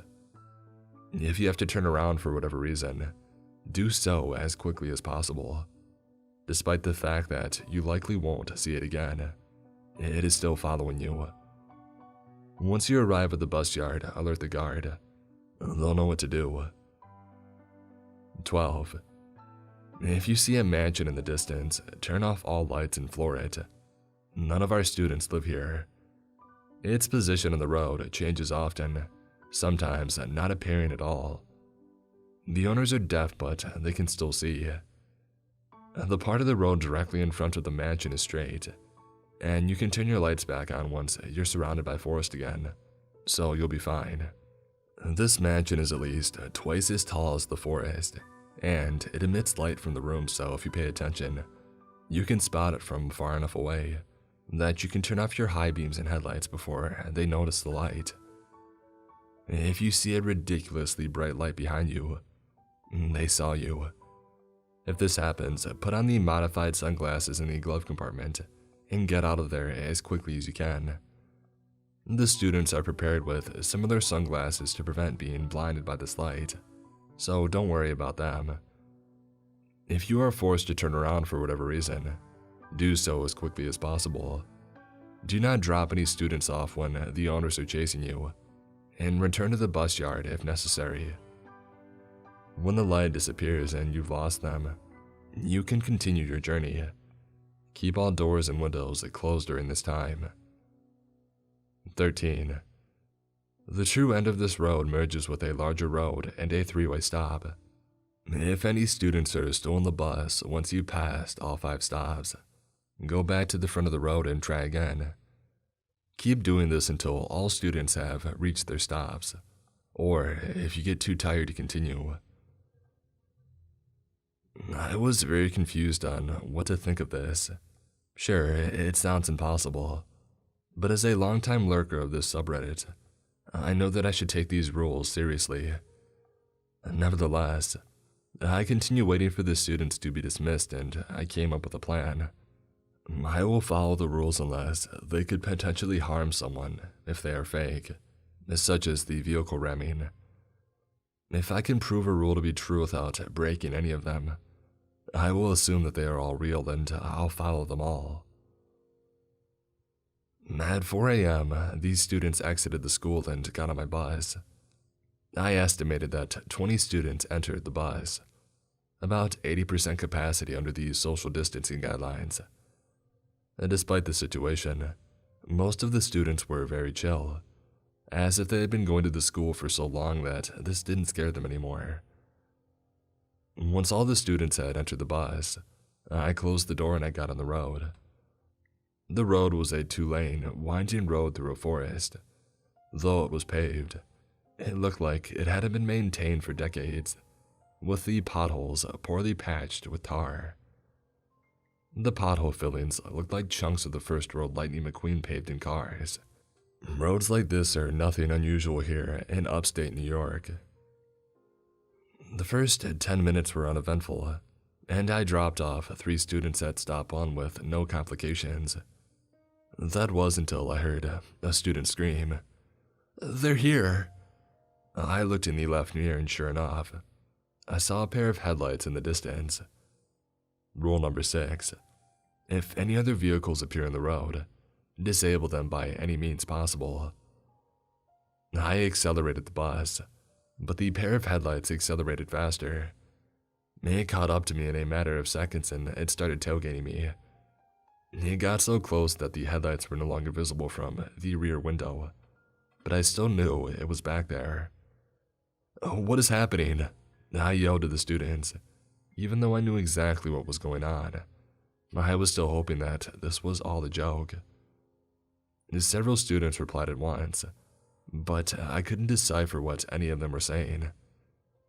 "Should I brake check the vehicle?" Every student replied, "Yes," and so I did. I slammed on the brakes, causing my bus to come to a halt within seconds. I heard tires screeching coming from both vehicles, shortly followed by a loud crunch from the back of the bus.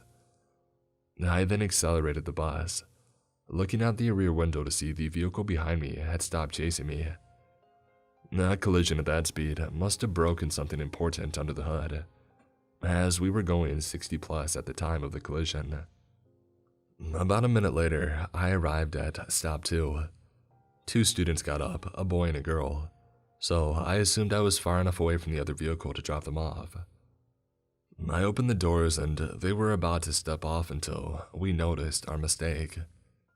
That wasn't stop 2. It was stop Z. Rule number 2. The bus stops that you can drop kids off at are labeled 1, 2, 3, 4, and 5. If you stop at a bus stop that is not one of the above, leave the stop immediately and continue your journey. I immediately sped off, closing the doors while the bus was already moving. The 2 students were still at the front of the bus, grabbing the railing to avoid falling due to the dramatic acceleration. Not even a second after I closed the doors, I heard demonic screeching from my right. "Driver luck! One of the students yelled. She was pointing at the doors, revealing that something had managed to get a part of itself wedged between the doors. As I had to focus on the road, I didn't have much time to look at it, but I was still able to catch a glimpse of whatever she was pointing at. It looked like an arm of a massive gingerbread man, except it reflected no light. I could hear whatever that arm was attached to being dragged across the asphalt, sounding like a mix of wood and metal. I briefly opened the doors, causing the creature to lose its grip and fall to the ground. "What the heck was that?" I asked the students who were still on the staircase. "I don't know," replied the female student. "I've seen that thing a few times. The fake bus stop is fairly uncommon. It usually happens at least once a month, but the creatures usually don't get to the bus in time anyway." The male student returned to his seat. This event somehow made me come up with a question for the female student. "Actually, how long have you been here?" "I've lived here since I was a baby. Every house here has its own set of weird rules, but it's all my family could afford. So we've been living together ever since." "Oh, and what's your name?" she added. "George, and you?" "Angela." "Oh, okay. Would you mind staying up here so we can—" "This is the police. Stop your vehicle immediately," a masculine voice yelled through a megaphone. The voice sounded like a pathetic attempt to be a human. It sounded like the sentence was put through a text-to-speech software and blasted out of a megaphone. I was so into my conversation with Angela that I was completely oblivious to the police cruiser in the left lane. The other students were also distracted by us, so they were unable to warn me like they did last time. I slowed down my bus, causing the cruiser to start passing me, intending to do a pit maneuver once it was in position. But what I saw in the cab will haunt me forever. The two creatures inside were vaguely humanoid, enough for them to operate a motor vehicle designed for humans. They looked like the creature from Venom, but covered in bluish black scales, as if they were reptiles. The one in the passenger seat turned its head 90 degrees to look at me, without moving anything below its neck. Its eyes were thin, vertical lines, stretching from the top of the mouth to the top of the forehead, like the eyes of these stick people from the Henry Stickmin collection, except they emitted a white light for them, like Herobrine from Minecraft. The two of us stared at each other for what felt like forever. I was not concerned about the fact that I wasn't paying attention to the road. I somehow completely forgot I was driving a bus. I even forgot that I existed altogether. The entire concept of anything I was looking at vanished from my mind, as if I was in the latest stages of dementia. All I knew was the bright light emitting from the creature's eyes. After an unmeasurable amount of time, we broke eye contact with the cruiser and got stuck between a rock and a school bus. I immediately regained the concept of existence and realized what was going on. The bus had been going in a straight line, but the road wasn't straight, and the bus had been veering into the left lane this whole time, until the bus was pushing the cruiser against the cliff on the left. This caused the cruiser to come to a halt almost instantly. I immediately got back into my lane to avoid meeting a similar fate to the cruiser. "You're finally back!" Angela screamed inches from my face. She got down and cried on the floor while repeating the same sentence multiple times through sobs. "How long was I staring at that thing?" I asked her. She just cried harder. "Oh, okay," I said awkwardly. There's a tissue box between the dashboard and the windshield. You should probably take off your mask until you're done crying." I wanted to comfort her, but I had no idea what I was supposed to do in this situation. So I just let her cry on the floor while resting against my right leg. This usually works for me when I'm having a breakdown, but I have no idea how neurotypical brains work, or if Angela is neurotypical in the first place. Less than a minute after the crash, I arrived at stop number 3. 2 students got up to exit, So Angela got out of the way so they could get off at the stop and begin their trek down the ominous path beside it. As I left the stop, Angela answered my question from earlier. "You were looking at that thing for like 5 minutes," she said. "And you were so stiff that I couldn't do anything. I couldn't access the brakes. I could barely move the steering wheel. At least your foot wasn't on the diesel." I laughed. "I just call it the accelerator, which is stupider, calling a liquid fuel gas or calling the accelerator the gas. I guess we should pay attention to what's going on around us so something doesn't sneak up on us like last time. A good idea. Well, I'm going back to my seat so I don't get yeeted through the windshield. But if you need any help or have any more questions for me, just call me and I'll come right back up here." "All right." Minutes later, I heard clunking noises from the back of the bus. Before any of us could comprehend what was going on, the engine stopped. Rule 10. If the engine stops for seemingly no reason, immediately start it up again and floor it. Do not look at what is behind the bus. If that doesn't work, refer to Rule 7 for everyone's safety. I desperately tried to start the engine, but it was no use. The bus was still gliding down the road because of inertia, but I could barely move the steering wheel. Power steering was disabled when the engine turned off. The road was still relatively straight, enough for me to stay on the road with my very limited steering. But if I encountered a curve, I would have to stop the bus and execute Rule 7. The rules implied something behind the bus and managed to turn off the engine.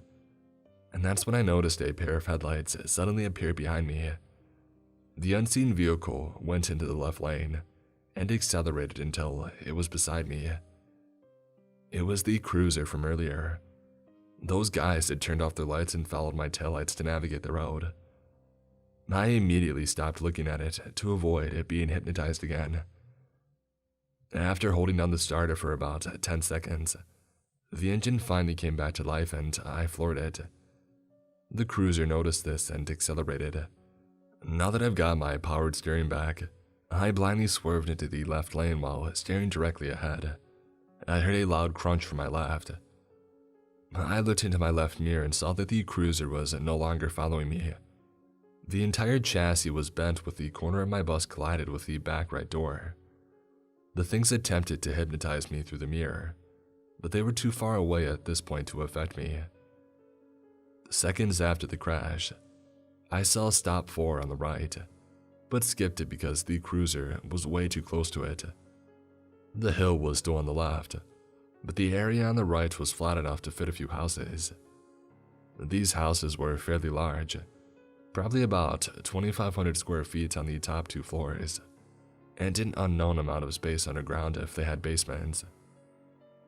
I remember stop 1 and 3 didn't have any houses visible from the bus stop, so this was the first time I got to see the houses. As I passed the houses, I decided to ask a few questions to the residents. "Can someone who lives at stop 4 come up here for a moment?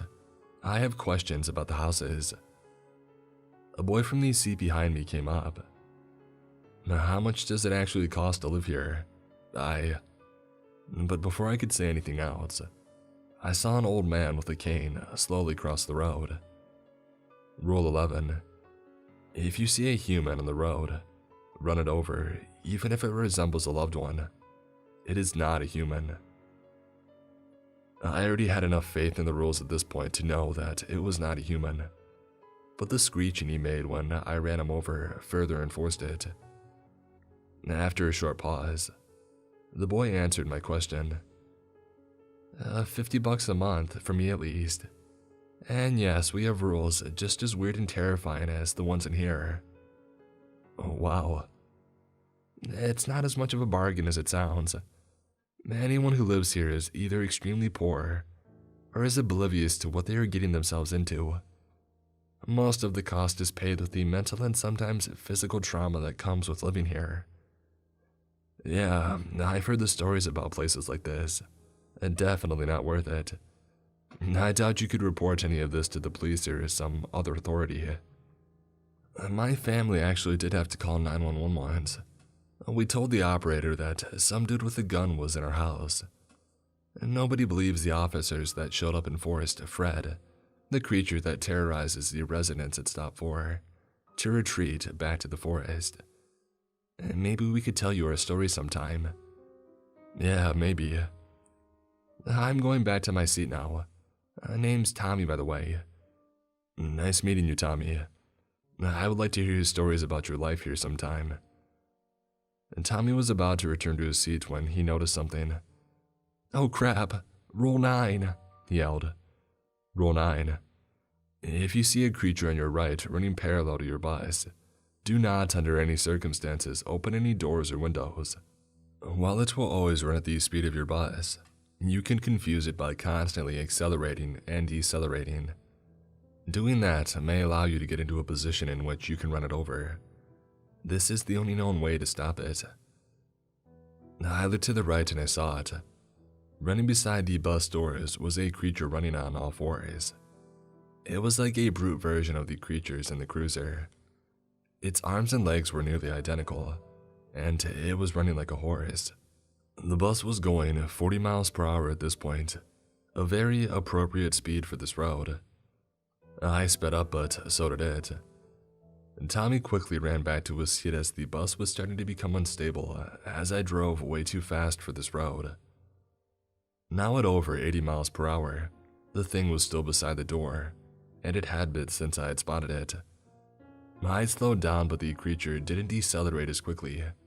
Now at 60 miles per hour, I aimed the bus right at it and ran it over as the creature attempted to slow down.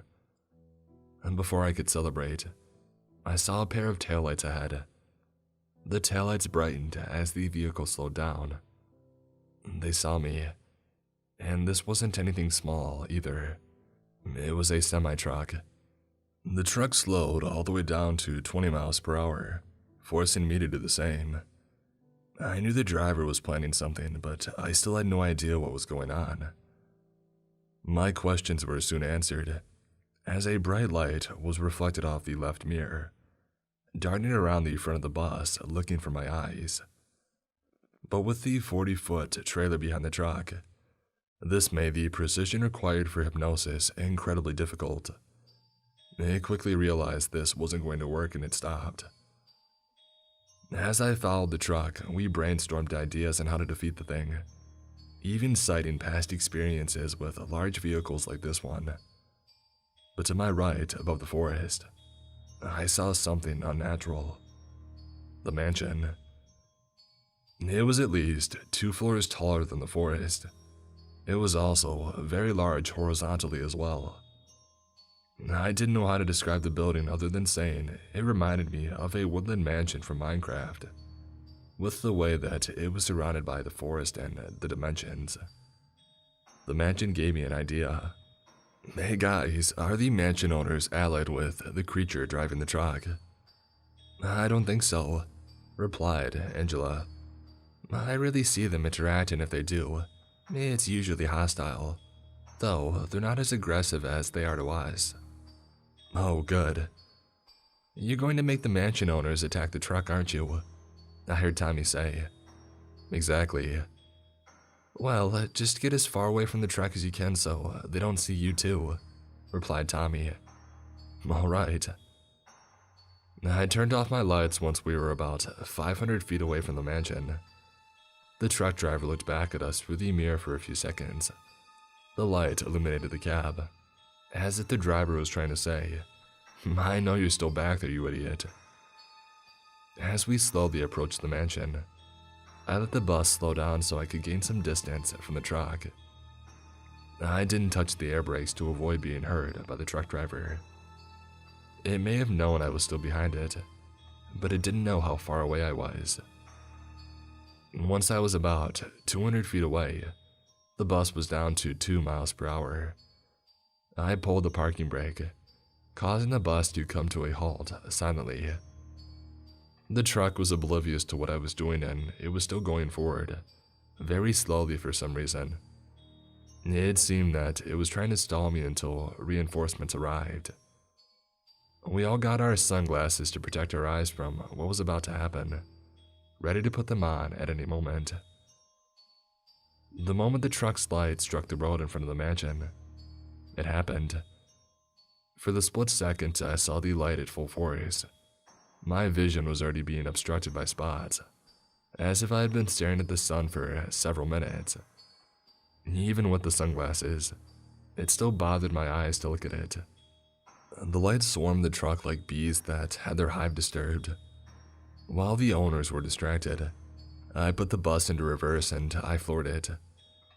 The sound of the engine got the attention of the truck driver, but it was unable to turn around or reverse very quickly due to the trailer. So, it ended up having to go forward to flee the owners. Now that the truck was gone, I went back into drive and continued down the road, though not very quickly to not catch up with the truck. I slowed down even more so I could get a better look at the now vacant building. The front of the mansion had wooden walls with a concrete base. There is a hole in the front with many equally sized rooms, with one window across the walls. Each room was illuminated by light bulbs on a chandelier. The rooms had a wide variety of contents. Some looked natural, some looked weird, and some were disturbing. One room looked like a kitchen, one like a bedroom. One was almost completely filled with a pile of wires. One was a prison cell. One had tens of black cats inside. And one had a floor covered in spikes with doll heads on them. How original. The room full of cats caused me to stop the bus. "Why is there a room full of cats?" I asked the students. "A room full of what? They have cats," Tommy replied, who was in the seat directly behind me. "I don't think we've ever gotten a good look at the mansion before. This is the first time someone managed to distract the owners," another student replied. I pulled the parking brake and I got out of my seat. "I want to investigate the cat room," I told the students. "Go to the window, but don't enter the mansion. Just don't," the same student from earlier had replied. "And park the bus right next to the window," Angela added. "Wait, hold on. What is your name?" I asked the anonymous student. "Oh, I'm Joseph." "Alright, good to know." I then did what Joseph said. I positioned the bus so that the doors were right next to the window of the cat room. I got out and I peered into the room. Cats everywhere, very malnourished, and the smell was rough. There was an island literally made of crap in the center. Definitely not okay. I grabbed a rock and I smashed the window several times before the window split in half. I could have used the gun, but I didn't want to waste any bullets or attract any unwanted attention. Tommy, Angela, and two other students came out to help. Once the glass pane had split, we kept hitting it in a concentrated spot until we had created a hole large enough for the cats to get through. As soon as we had pointed this out to them, the cats rushed out to freedom. Whatever they were going to get themselves into in this forest was a better fate than whatever the owners were doing with them in there. The wire room was one room away from the cat room, with the prison cell in between the two. I walked over to investigate. I probably could get a few $1,000 for all that copper, I pointed out to the students. "Will we get any of it?" Tommy asked. "I'll give you each some for helping me retrieve it, but I'll take most of it as compensation for what I had to put up with today. $20 an hour isn't cutting it." I also had the rest of the students come out to help me with stealing the wire, promising a small portion of what I'm going to get for them. I broke the window with the rock and made a small hole the size of a fist. You know, it would be a lot easier if someone goes inside the mansion and... "No!" Every student replied at once. "Okay, never mind then." We continued, bashing the window until the hole was big enough to climb through.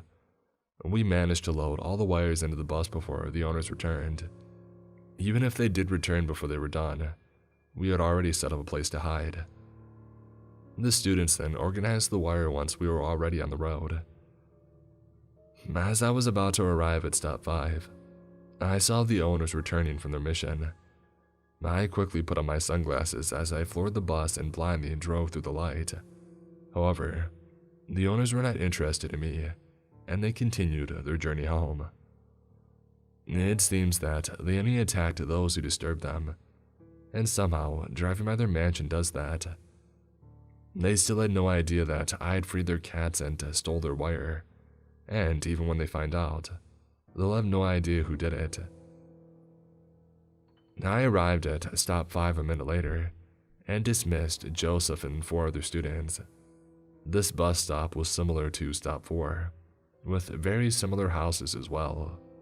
I still had 7 students in the bus as I skipped stop 2 and 4. I knew what I had to do. Rule 13. The true end of this road merges with a larger road at a 3-way stop. If any students are still in the bus once you passed all 5 stops, go back to the front of the road and try again.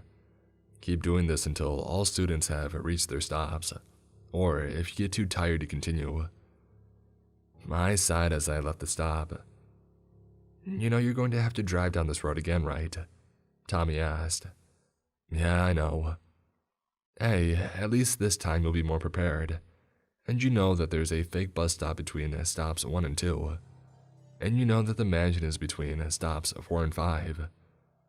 This doesn't refresh every time you go down the road, unlike the Rule 3 road and the dead end." "Alright, I'll go back and do another round." As I continued down the road, I found the semi-truck, or what was left of it. I parked the bus next to the truck to get a better look at it. The truck seemed to have crashed straight into a tree instead of turning for the curve.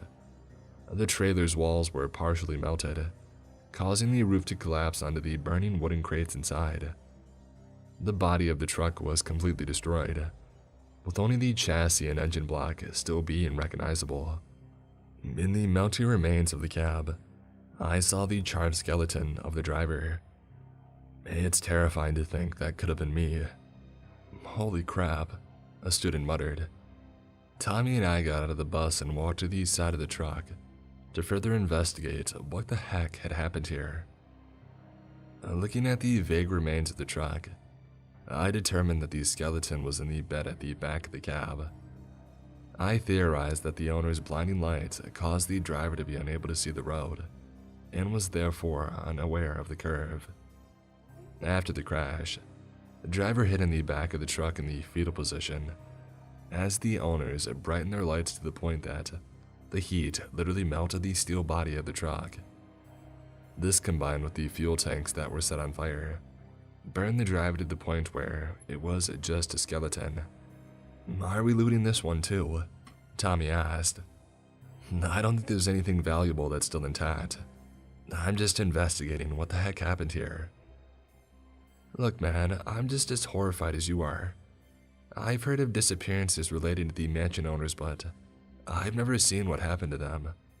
The rules were just updated accordingly." We returned to the bus and continued down the road. I found the end of the road and made a left turn onto Route 3, intending to go back to the beginning of Old Military Road.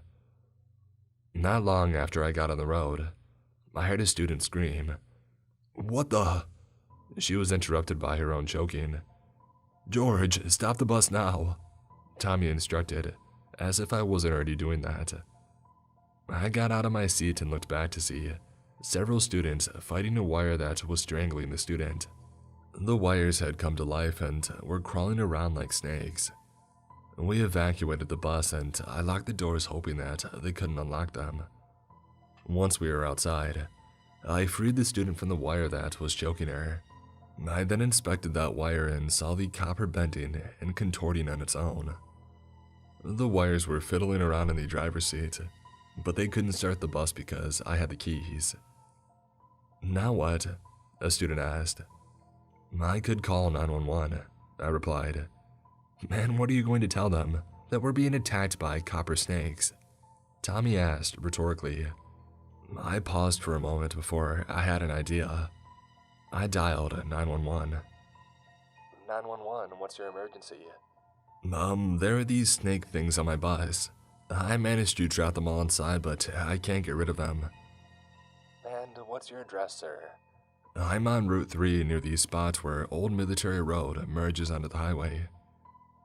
Okay, sir, we have sent animal control to deal with the situation. Can you stay on the line for me? Yeah, I can do. I was interrupted by the engine roaring to life.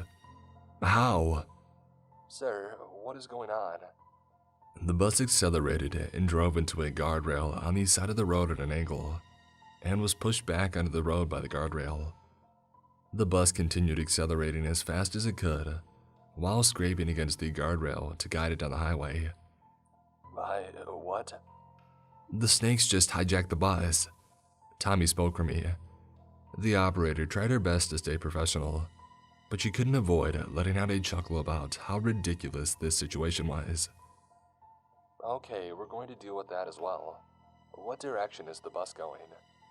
It's going east, but is scraping against the guardrail to guide it down the road. Alright, sir. We've dispatched several units to close the road until the runaway vehicle is stopped. Do you need a ride? Yes, ma'am, but there's 8 of us. I'm a school bus driver. That's fine. We can dispatch 3 units to take you to your destination. Oh, okay, thank you.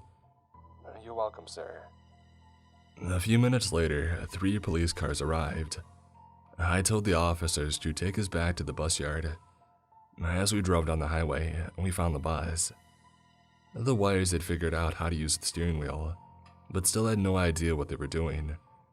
They were swerving all over the road attempting to not scrape against the guardrail. I don't think they had any other perception of reality outside of touch. Multiple police cruisers and even a SWAT truck were chasing the bus at this point. It seemed that police from nearby towns were called in to help with this pursuit. Once we had passed the bus, the officer in the vehicle I was in interviewed me as we traveled to our destination. Sir, how did these snakes get into your bus? I was at a bus stop when they somehow snuck in and tried to choke out one of my students, and we had to evacuate the bus so I could free the student from the snake that was strangling her. I partially lied. Why did you and your students evacuate the bus? Well, I didn't want to be attacked by the snakes as I fought the snake that was strangling one of my students. There were like 50 of them, so if I stayed in there, all of us probably would have been strangled to death. We arrived at the bus yard a few minutes later. I thanked the officers and I went to the guard. The officers then turned around and drove back to help pursue the bus. Hey guard, it's me again. The guard paused whatever he was doing on his phone and he studied me for a moment. Oh, hey George, where's the bus? Oh, it was stolen by copper snakes. Yeah, of course they did. These jobs are weird as heck. Wait, you too? Yeah, come in. I want to show you something. The guard unlocked the thick steel door and invited us in. The shack had a desk against the back wall and an office chair facing the table, while also being next to the window on the wall to its left. Above the desk was a wall of 6 monitors on the back wall, each displaying the input of a camera somewhere in the yard. The desk had a laptop on it in front of 2 of the monitors, though those monitors can be seen if the laptop is closed. The shack was large enough for all of us to fit inside, though it was still a bit cramped. He picked up the paper I saw him look at when I first got here. Rules for Frederickson bus yard guarding. You must follow these rules when guarding the bus yard. We cannot ensure your safety if you break any of these rules. 1.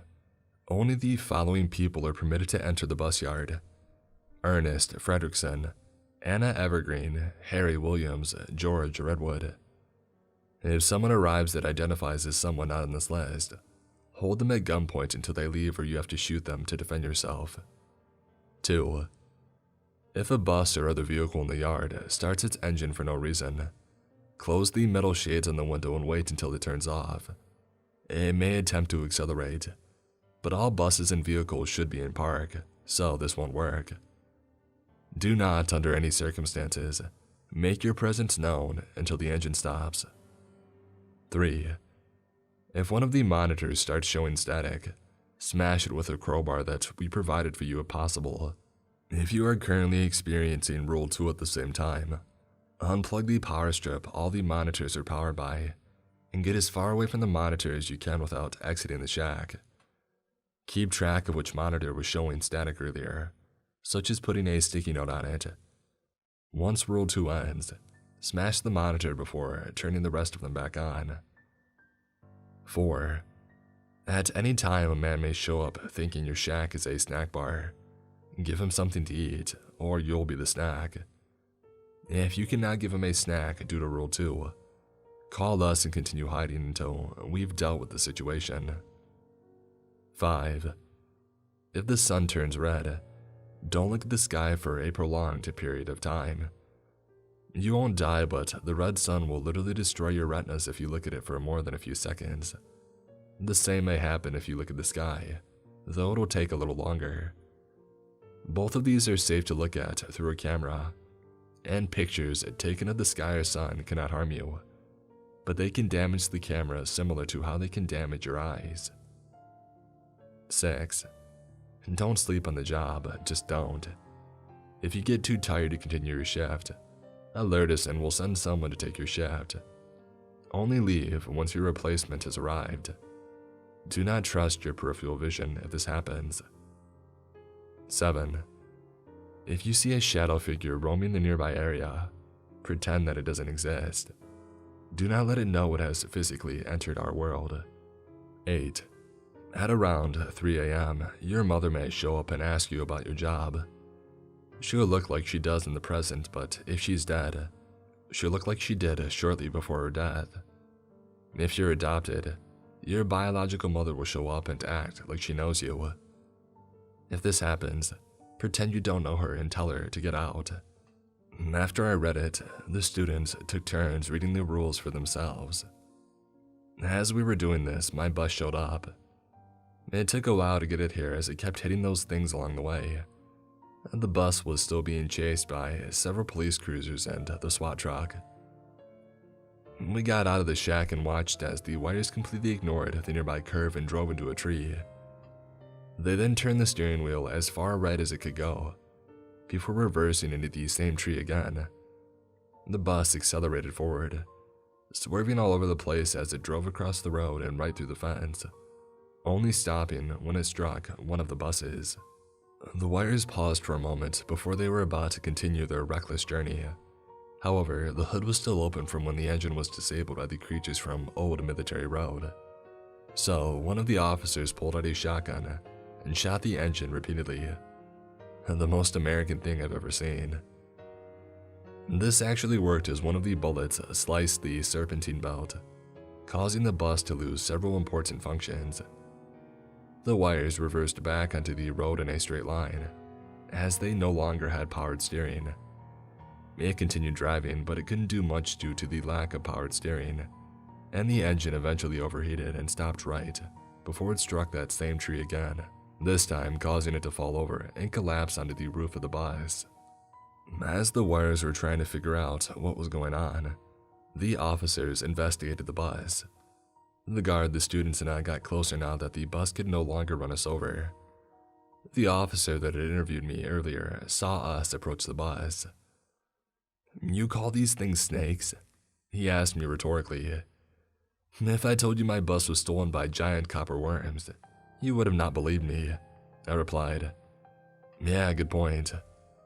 So now what?" "I don't know, they seem stuck in there, so we might just leave them in there and tow the bus." I was about to reply when the officer's radio received a message. "Philip, an armored truck got on the road and is going westbound towards your location." "Sarah, weren't you blocking one of the entrances to the road?" "Yeah, but the vehicle drove over my car and got on the road. It's that big. I think it's one of those marauders from that Top Gear episode." The rest of the officers were now gathered around Philip to hear what Sarah was saying. "I wasn't in the car though. I was telling the driver why the road was closed when he drove over my car right after I told him why." "Alright, copy that." Philip ended the call. "Yeah, you know what you said. Use your vehicles and the bus to form a barricade. This won't stop the truck, but it'll delay us long enough to open fire on it." The truck eventually showed up, and it was indeed a black marauder. The marauder was being chased by even more police cars. A police helicopter was hovering far above us now. The car barricade would stand no chance against the marauder. The truck stopped, coming to a halt a few yards from the barricade. Not because the barricade would stop it, but because the driver found what he was looking for. The bus. It was clear that the driver was looking for the wires, implied by how swiftly he got on the road after Sarah informed him why the road was closed. The officers took one look at the vehicle and knew they were screwed. The helicopter descended and hovered next to the marauder, but fled when it started being shot at by a man in the passenger seat. I noticed that it was actually a news helicopter, which explains why it did that. One of the officers called the dispatcher. "We're going to need backup. Send in the US military. There's no way we can force the driver to get out." The driver got on the truck's intercom. "This is the Red Moth auction hall. One of our clients reported an item stolen. We are here to retrieve it." Another officer grabbed a megaphone from her car to join the amplified shouting match. "Sir, that does not justify running over an officer's vehicle and evading the—" "Yes, it does. You wouldn't understand." While this was happening, a blue 2010's Ford pickup along with a police cruiser escorting it arrived at the bus yard from Riverside Street. The truck drove through the hole created by the bus and stopped beside us, and the officer in the police cruiser went to join whatever was happening at the intersection. An old man was inside the truck. Despite his age, he stepped out of the truck with ease. "Rough first day, huh?" he asked me. The guard and I stared at him in confusion. The students stared at us in confusion, giving us a look that said, "Wait, you don't know this guy." After an awkward moment of silence, the man identified himself. "Oh, I'm Ernest Fredrickson, the dude who hired you. Sorry about that." Not knowing who this guy was, a million questions went through my head. But before I could ask any of those questions, the driver of the Marauder opened his door to throw grenades at the officers. But he made a fatal mistake. Either he didn't notice us standing 20 feet away, or he didn't expect us to intervene. This is when I leapt into action. I grabbed the guard's hand and we ran to the truck. Ernest pulled out his firearm and joined us. The driver noticed us and quickly threw the grenades he already activated in advance, and he tried to close the door. But before he was able to, I managed to get my left wrist stuck between the door and the wall of the truck, stopping the door from being closed.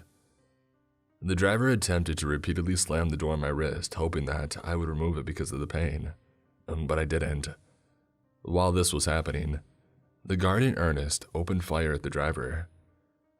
About half the bullets struck the door, but the other half managed to get into the cab, and most of those hit the driver. We ripped the door out of the dead man's grip and I climbed into the truck to unbuckle his seatbelt, so we could remove the body from the seat. But when I climbed onto the seat of the truck, I found another man in the passenger seat, with the exact same attire as the driver, that being what seemed to be a black version of what the US Army wears. I noticed that he had a rifle, so I was forced to shoot him to avoid being shot myself. All of this happened in less than 10 seconds. The grenades the driver threw earlier landed behind the barricade and blew up, injuring several officers. Some of these surviving officers tended to the injured ones, while the rest came over to the Marauder to inspect it. The three of us returned to the yard where the kids were. Shortly after the officers had entered the Marauder, the back doors opened and 8 men rushed out of the truck. They all had the same attire as the 2 in the front, and 3 of them had briefcases for some reason. 5 officers chased them on foot. We all thought this was the end, as none of them had any weapons. Or at least we thought. The one with the briefcases stopped for a moment and threw their briefcases at the officers. One of them had managed to strike an officer, knocking him to the ground. But the briefcases had another use other than being a projectile, because as the officers passed them, they were detonated, causing a massive explosion. Chunks of briefcase were flung outward, functioning as shrapnel. One of them hit Tommy, 2 hit the girl who was being strangled by the wire earlier, 1 hit Angela, and 2 more hit each me and Ernest. Luckily, we all survived with minor injuries. When the smoke cleared up, we saw the scene that lied before us. The Marauder suffered very little damage and the bus's body was heavily damaged but still intact, including the windows. The windshield was struck by 4 briefcase chunks, leaving spiderweb cracks where they collided with the windshield. The body of the police cars were ripped apart from the force of the explosion, and the fuel tanks were spilling gasoline all over the road. Even the traffic lights at the intersection were bent. 7 ambulances arrived from Riverside Street, intending to treat the officers injured by the grenade explosion, but found far more than they had bargained for. But in a dark twist of irony, this was still enough ambulances to transport the surviving officers to the hospital. Out of the 8 men in the back of the Marauder, 5 of them survived with minor injuries. The other 3 were dead or seriously injured. All 7 of the kids hid in the guard shack as the guard Ernest and I approached the group with our weapons drawn. As soon as they saw us, the healthy ones dropped their injured comrades and fled down Route 3 on foot, in the same direction the Marauder came from. The 3 of us chased them and managed to shoot all 5 of them. We walked back to the yard and saw a man talking with the paramedics. "What do you mean? The snack bar is right there. What do you mean it's not open?" "Crap, they didn't know." Rule number 4. At any time a man may show up thinking your shack is a snack bar, give him something to eat or you'll be the snack. If you cannot give him a snack due to Rule 2, call us and continue hiding until we've dealt with the situation. We continued approaching the ambulances, but still try not to attract the man's attention. "Sir, we're paramedics. We do not have a snack bar." The man went from annoyed to angry. His voice became incredibly deep and demonic. "Give me a snack right now." The paramedic stared at the man, very confused at what just happened. The man's fingernails grew incredibly quickly, and they transformed into claws in the process. He used his Wolverine hands to attack the man, peeling off a thick and large chunk of his forearm. The paramedic ran off and screamed in agony due to being literally skinned alive. The man's fingernails broke off and the man returned to normal. "Thanks, have a nice day," he said as if he just bought this chunk of human flesh from a snack bar. He left in the direction he seemed to have come from. Several shadow figures appeared near him and wandered aimlessly. Rule 7. If you see a shadow figure roaming their nearby area, pretend that it doesn't exist. Don't let it know that it has physically entered our world. I walked up to the paramedics to inform them of Rule 7. Luckily, they complied, as they all witnessed what happens if you break Rule 4. The paramedics continued loading the injured officers into the ambulances, with the one that was skinned alive joining them, when a heavy-duty tow truck that was going way too fast for Riverside Street bashed through 2 of the ambulances that were in its way, while making a sharp right turn into the left lane of Route 3, almost flipping over in the process. This truck was definitely able to tow the bus, and that's exactly what they did. The truck reversed to the bus and 2 men got out, almost identical to the 10 in the Marauder, and quickly hooked up the bus to the tow cable. The men got back into their truck and sped off in the direction that the truck was facing. This all happened within 15 seconds. The paramedics were about to nope out of there, but the men in the tow truck didn't have time to attack them. Both of the ambulances that were damaged were still drivable. One of the paramedics was injured by the truck's crash, having been ran over by his own ambulance, and had to be transported to the hospital by his coworkers. He is expected to make a full recovery. Out of these 17 officers that were at this war zone, only 7 survived. All 5 of the officers that were perusing the men were blown to bits due to being so close to the explosion. 3 officers were inside of the Marauder at the time of the explosion, and they all survived with virtually no injuries.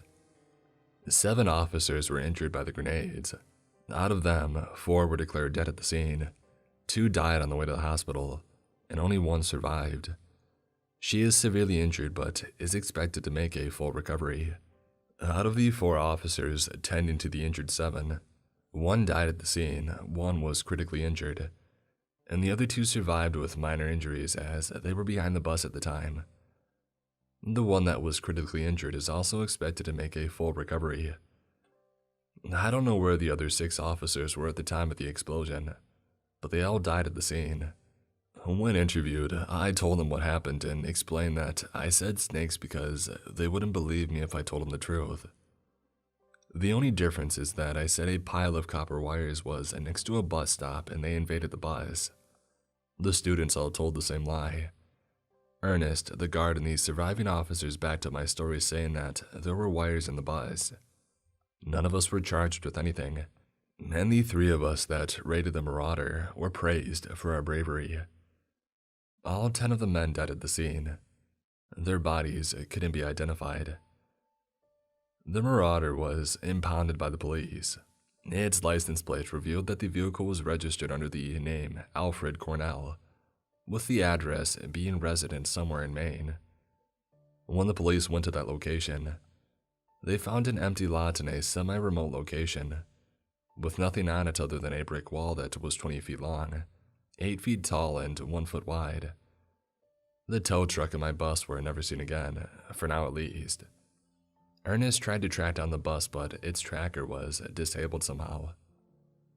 The news station that tried to film the massacre was ordered by the federal government to delete the limited footage they had captured, and to never speak of this until further notice. The rest of us that witnessed the event were essentially given NDAs by the government. The family members of the dead officers were given large settlements. These surviving officers had their medical bills paid for, and they were given a smaller settlement for their troubles. The 7 students that didn't make it to their stop were taken care of by Ernest, his wife, and his 3 middle-aged children until they could be returned home. Ernest told me that I wasn't actually being paid $20 an hour. The ad was only listed that way to not attract unwanted attention.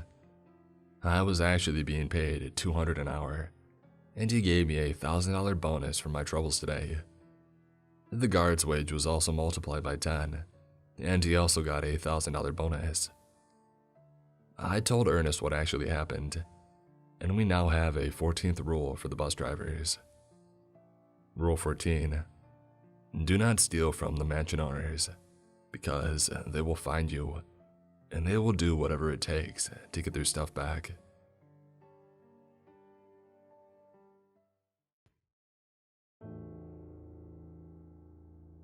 If you're like me, you're obsessed with true crime to the point where you replay a case over and over in your head looking for more clues.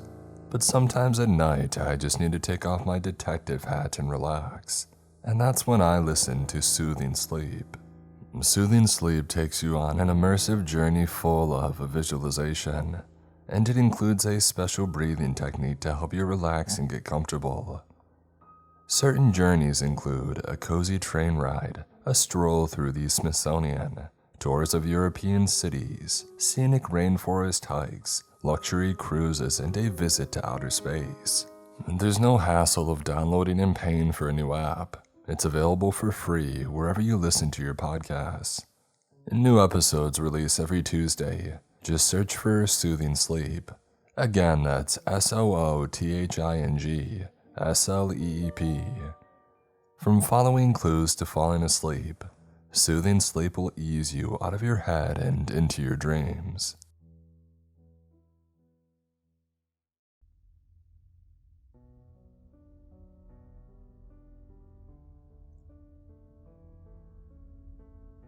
After my divorce, I had nothing. Wanting to start over, I moved out to a crappy apartment in a new city. Had no real job, no pets, no kids, and obviously no wife.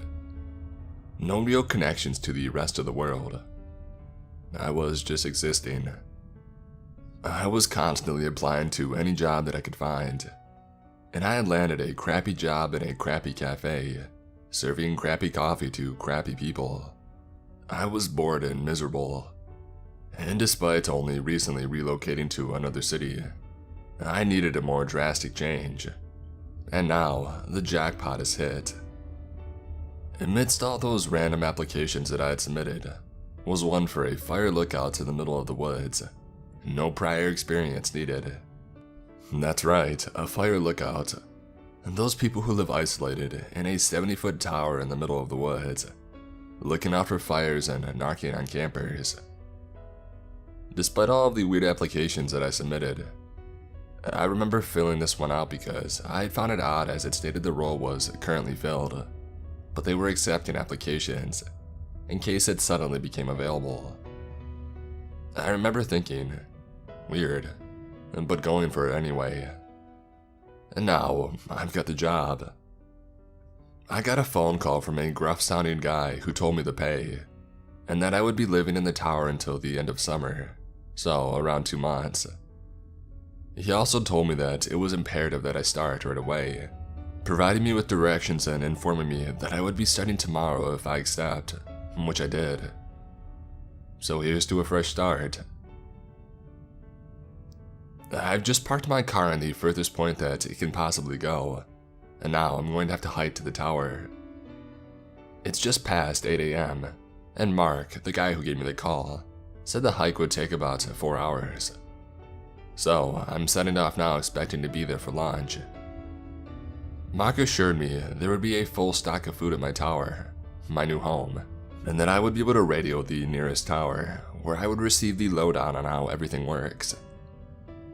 It's chilly for a summer morning, but I am very excited for the hike, as the woods in these parts are known for their beauty and quiet atmosphere, something that I've longed for. I've just arrived at the tower, just past 1 AM. The hike was challenging but easy to navigate, as it was well signposted and had a clear trail. The tower is much bigger than I thought it would be. I would estimate it's about 100 feet tall, with just a hut on the top of the 4 stilts, a winding staircase around the outside leading up to it. Next to the tower, an outhouse and storage unit, which I'm guessing is where the food is stored. I'll explain later once I get into the hut and I set my rucksack down. The stairs were a heck of a climb. A bit tired, but I'll get used to it. The hut is small, has a balcony all around the outside. Inside, there's a bed, a big radio, a table with a map, some books, a toolbox, and a small portable radio, a lamp, binoculars, and a flashlight. The sides of the hut were windows, so from the inside, I could see outstretched woods all around me. Creepy, but it makes sense as I'm literally keeping an eye out for fires. I set my rucksack down and remembered what Mark had said about radioing the nearest tower for direction, so I did. "Hello, is anyone there?" I asked as I fumbled with the big radio. "Hey, you're the new guy, aren't you? I'm Allison." A chirpy-sounding woman replied through the static. "I've been covering your part of the woods while you were making the journey here, but can't really see too far into it, so I'm glad you're here." "It's nice to meet you, yeah. I'm the new guy, Oscar." I radioed back. "Mark said that you would give me the lowdown." "Yeah, sure I can. Well, you've already figured out how to work the radio, so that's a start.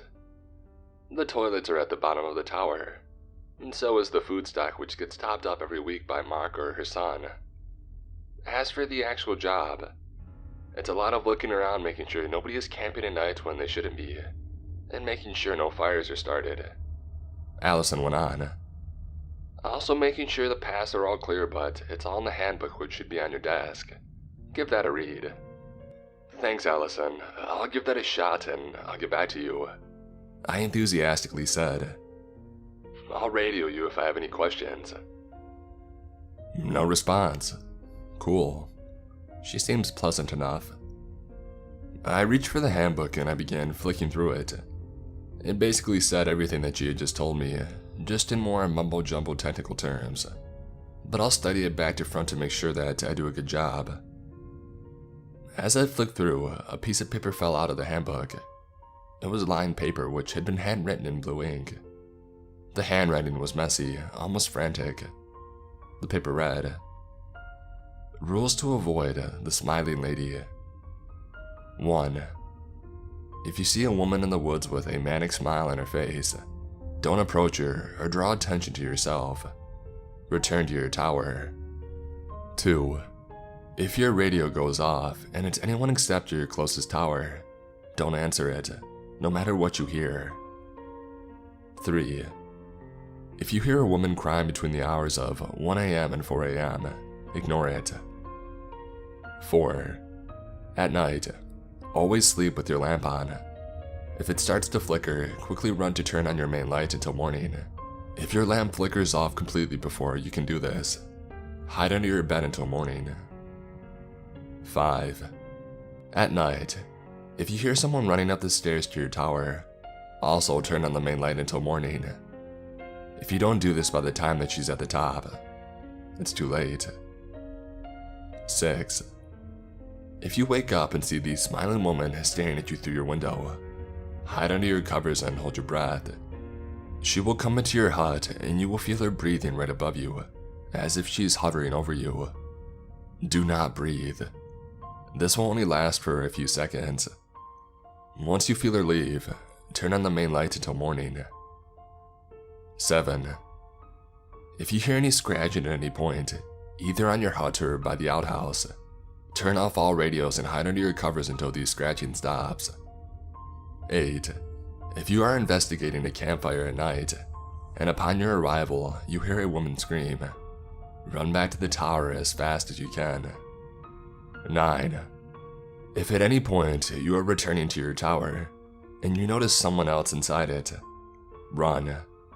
Do not stop running until you reach the next tower. Don't look back. She will be chasing you. What the heck? Is this some sick creepy joke?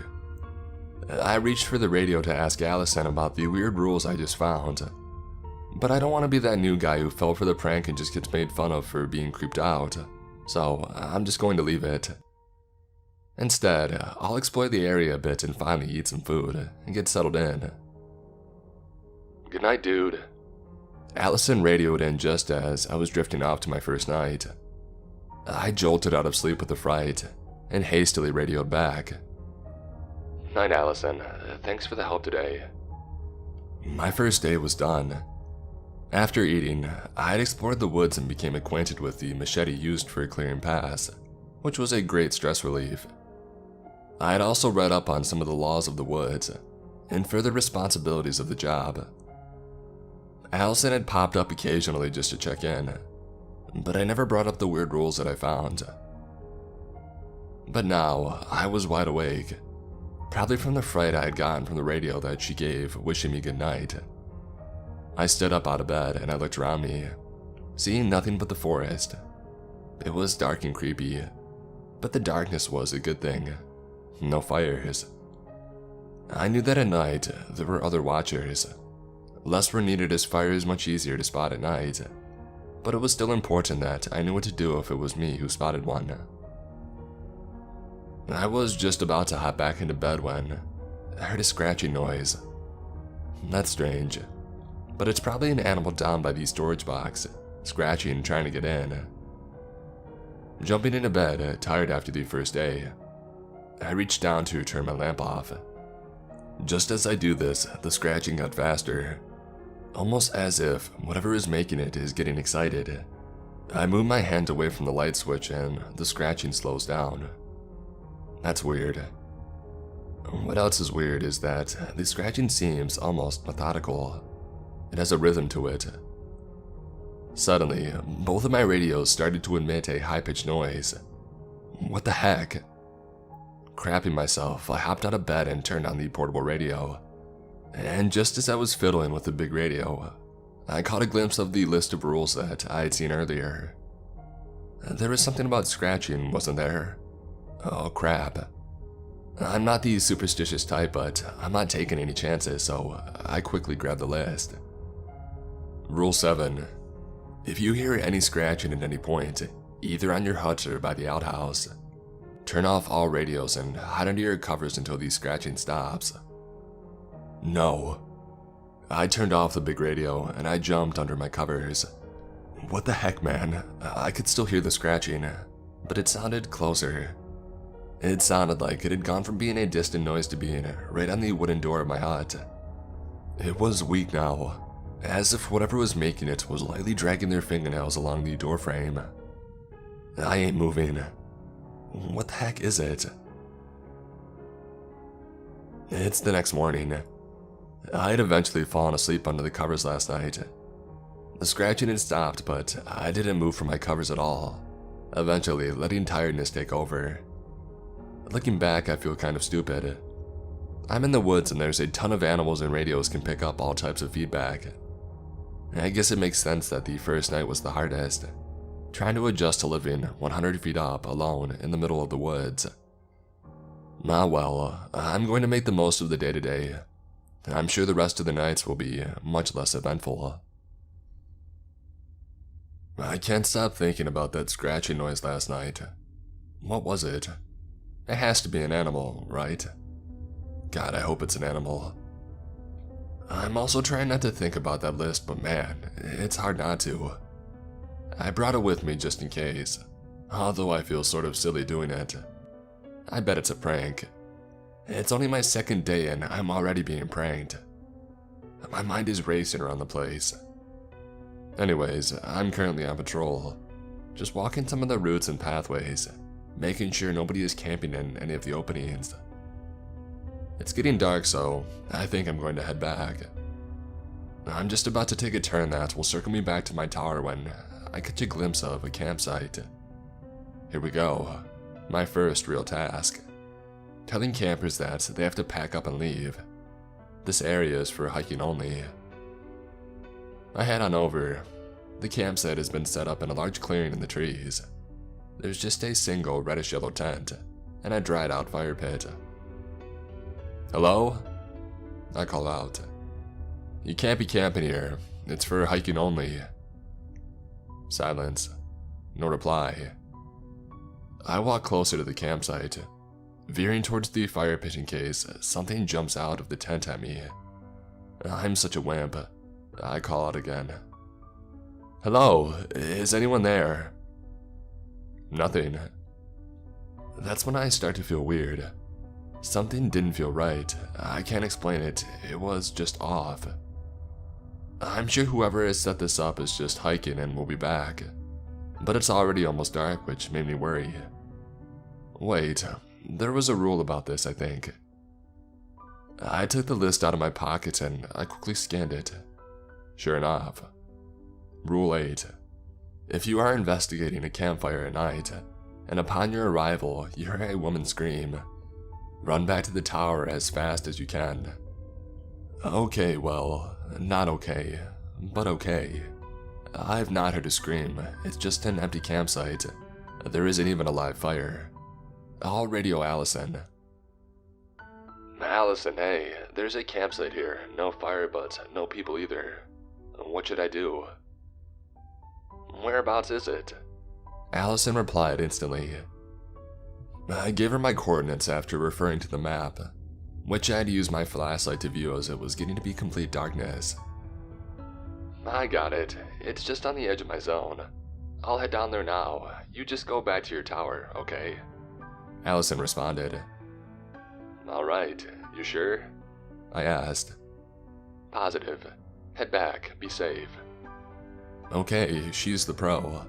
I'll radio her asking how it's going when I get back. I was walking for about 30 minutes, almost back to my tower when I spotted a clear pathway that jutted off into the trees. Weird. I don't remember seeing that on the map. I thought the road that I was on had no pass leading off of it. I figured that I'd miss it in the morning, and that I would check it out tomorrow.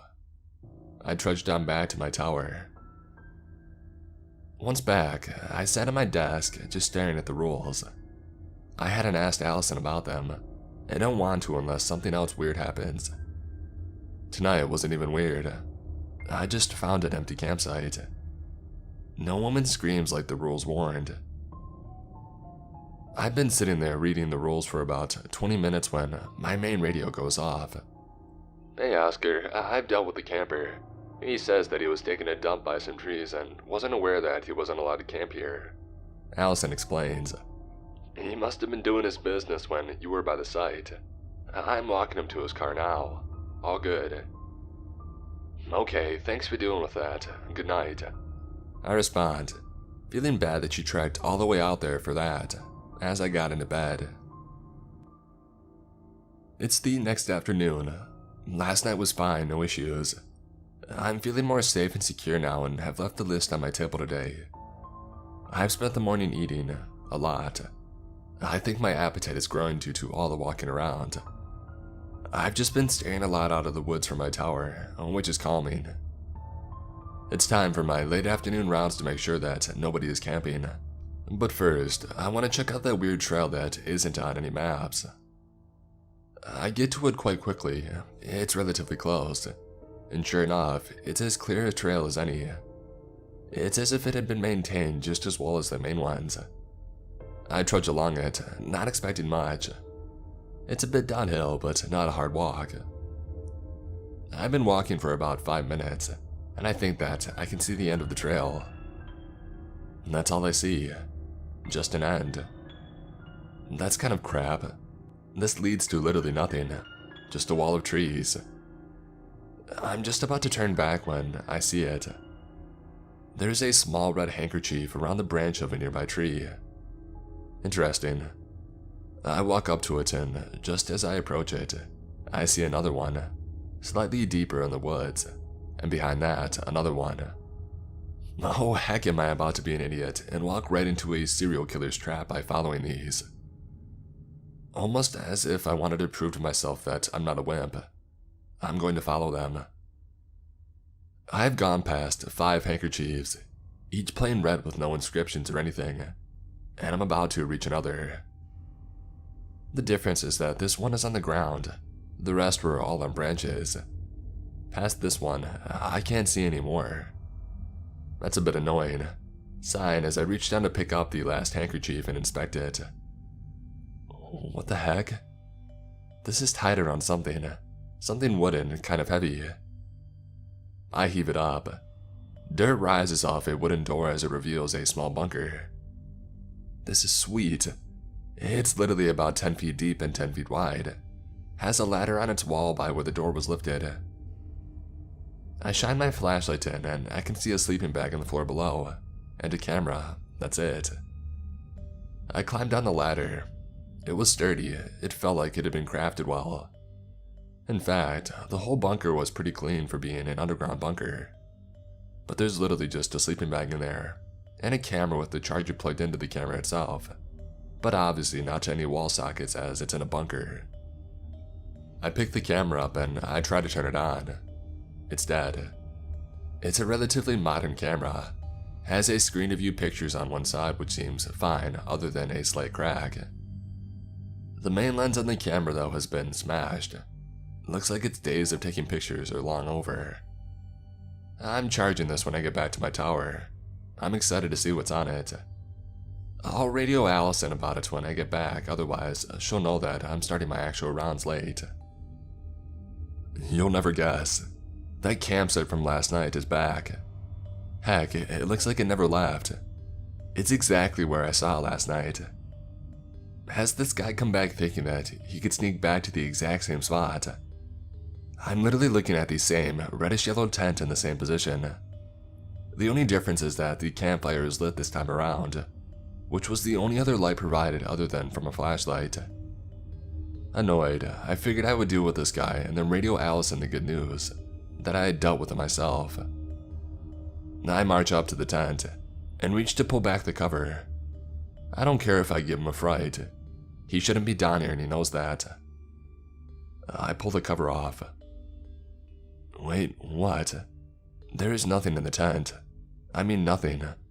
No person, no sleeping bag, no rucksack. Just dirt. The fire is burning strong behind me. As I swivel around towards it, scanning the trees beyond its fiery glow. It feels like something is staring at me. I quickly kick the fire and pour what's left of my water on it to put it out. I am literally plunging myself into complete darkness right now. The fire is out. I'm keeping my flashlight pointed at the ground because I can't bear to look at the trees beyond the campfire. Still feeling uneasy. I reach to radio Allison. A blood-curdling scream pierces the silence, coming from the growth of trees just beyond the campfire. Holy crap. The scream was one that I could never have imagined. It's a scream of pure pain and pure rage. A dark figure bursts from the trees, screaming all the while, and starts to run at me. I only make out part of its silhouette before turning around myself, but I noted the shape of a woman, with long hair and arms flailing loosely by her side as she sprinted at me. I'm running through the woods that I'm only just coming to learn, staying on the path I know leads back to my tower. She hasn't stopped screaming, still chasing me. The long drawn-out scream all I can hear, piercing my thoughts. Making a sharp turn on the path, I start to scream myself, although I can't even hear my own over hers. I'm halfway back to the tower. Do I look back? No way, I can't, it'll slow me down. What the heck? The scream is getting louder. She's gaining on me. How is she still screaming? The tower. I can see the dim glow from the lamp that I had left on in the hut above, breaching the darkness ahead of me, providing me with hope. I reach the stairs, bolting up them at full speed. The windy staircase is sort of uneven, so I'm stumbling every few steps, but I've yet to lose my balance. Halfway up, I hear her bolt onto the first few steps. She is fast and I can hear it. She is gaining on me, but I think that I can make it. I'm at the top. I run into my hut, and as I slam the door, the screams suddenly stop. I'm wedged up against the door, adrenaline pumping, holding my flashlight like a weapon ready to fight. The sudden silence doesn't help. At least when she wasn't screaming, I knew where she was. My ears are still ringing though, as I stayed heaved against the door. It's been an hour now since the screaming stopped, and since then, I've not heard a sound. My adrenaline has died, but I'm still terrified. I'm finally going to move from the door and radio Allison, unable to speak before from the fear. If that's a prank, that's messed up. Although for my sake, I hope that it's a prank. I flick the main radio on. Allison?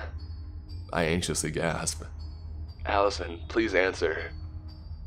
After what feels like an hour's silence, but was probably only half a minute or so, I hear a croaky moan. That's not Allison, is it? It was the woman's voice, sounded in pain. What if that freaky thing that chased me got to Allison? Just as I was about to respond to check up on her, the radio sounded again. What started as another moan got louder, turning into a scream. It was the same scream. The same scream that will haunt my dreams, tainting them in pain and anger. She was screaming through my radio. I slammed it off. Good morning, man. How'd you sleep? Allison chirped the next morning. Allison? I replied, warily from my lack of sleep the previous night. What is this list I found? What list? Allison radioed back. I explained everything that had happened, from finding the list to the scratching, to being chased by a crazy demon chick last night. Allison sighed deeply, as if to say, here we go again. This has happened before. In fact, it happens to every person who gets assigned to your tower, Allison stated. I don't know what to believe anymore. At first, I thought it was just people going crazy from the isolation. I mean, I've never seen anything. But after Harvey, and you only after, 4 days? I don't know what to believe. Harvey, I replied. Who's Harvey? The guy before you. He lived near your tower for over a year. Refused to ever go home or take a holiday. Allison continued. He was a tough guy, good with his hands. He always had a project going on. Sometimes, towards the end, I wouldn't hear from him for days. I think he spent entire nights out of this tower.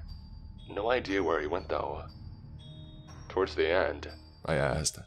I wasn't letting that slide by. Yeah, he disappeared. Mark thinks he ran off, as the tower was apparently just empty when he checked up on him.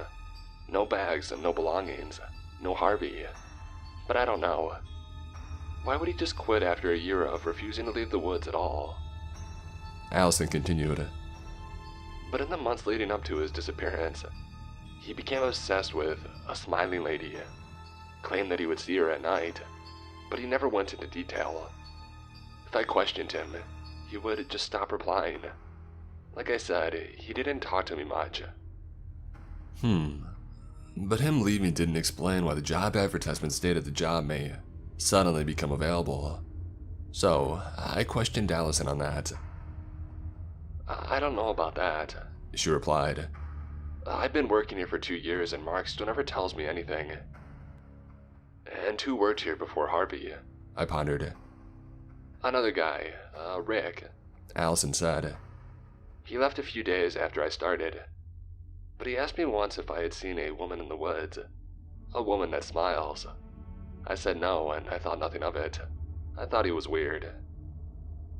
I didn't feel content with the amount of information I was receiving. Unsure if she generally doesn't know much or is hiding something. So, I decided to ask her about it. What made you take this job? Well, I guess we're opening up to each other this morning, are we? Allison nervously chuckled. I didn't reply, waiting for her answer to my question.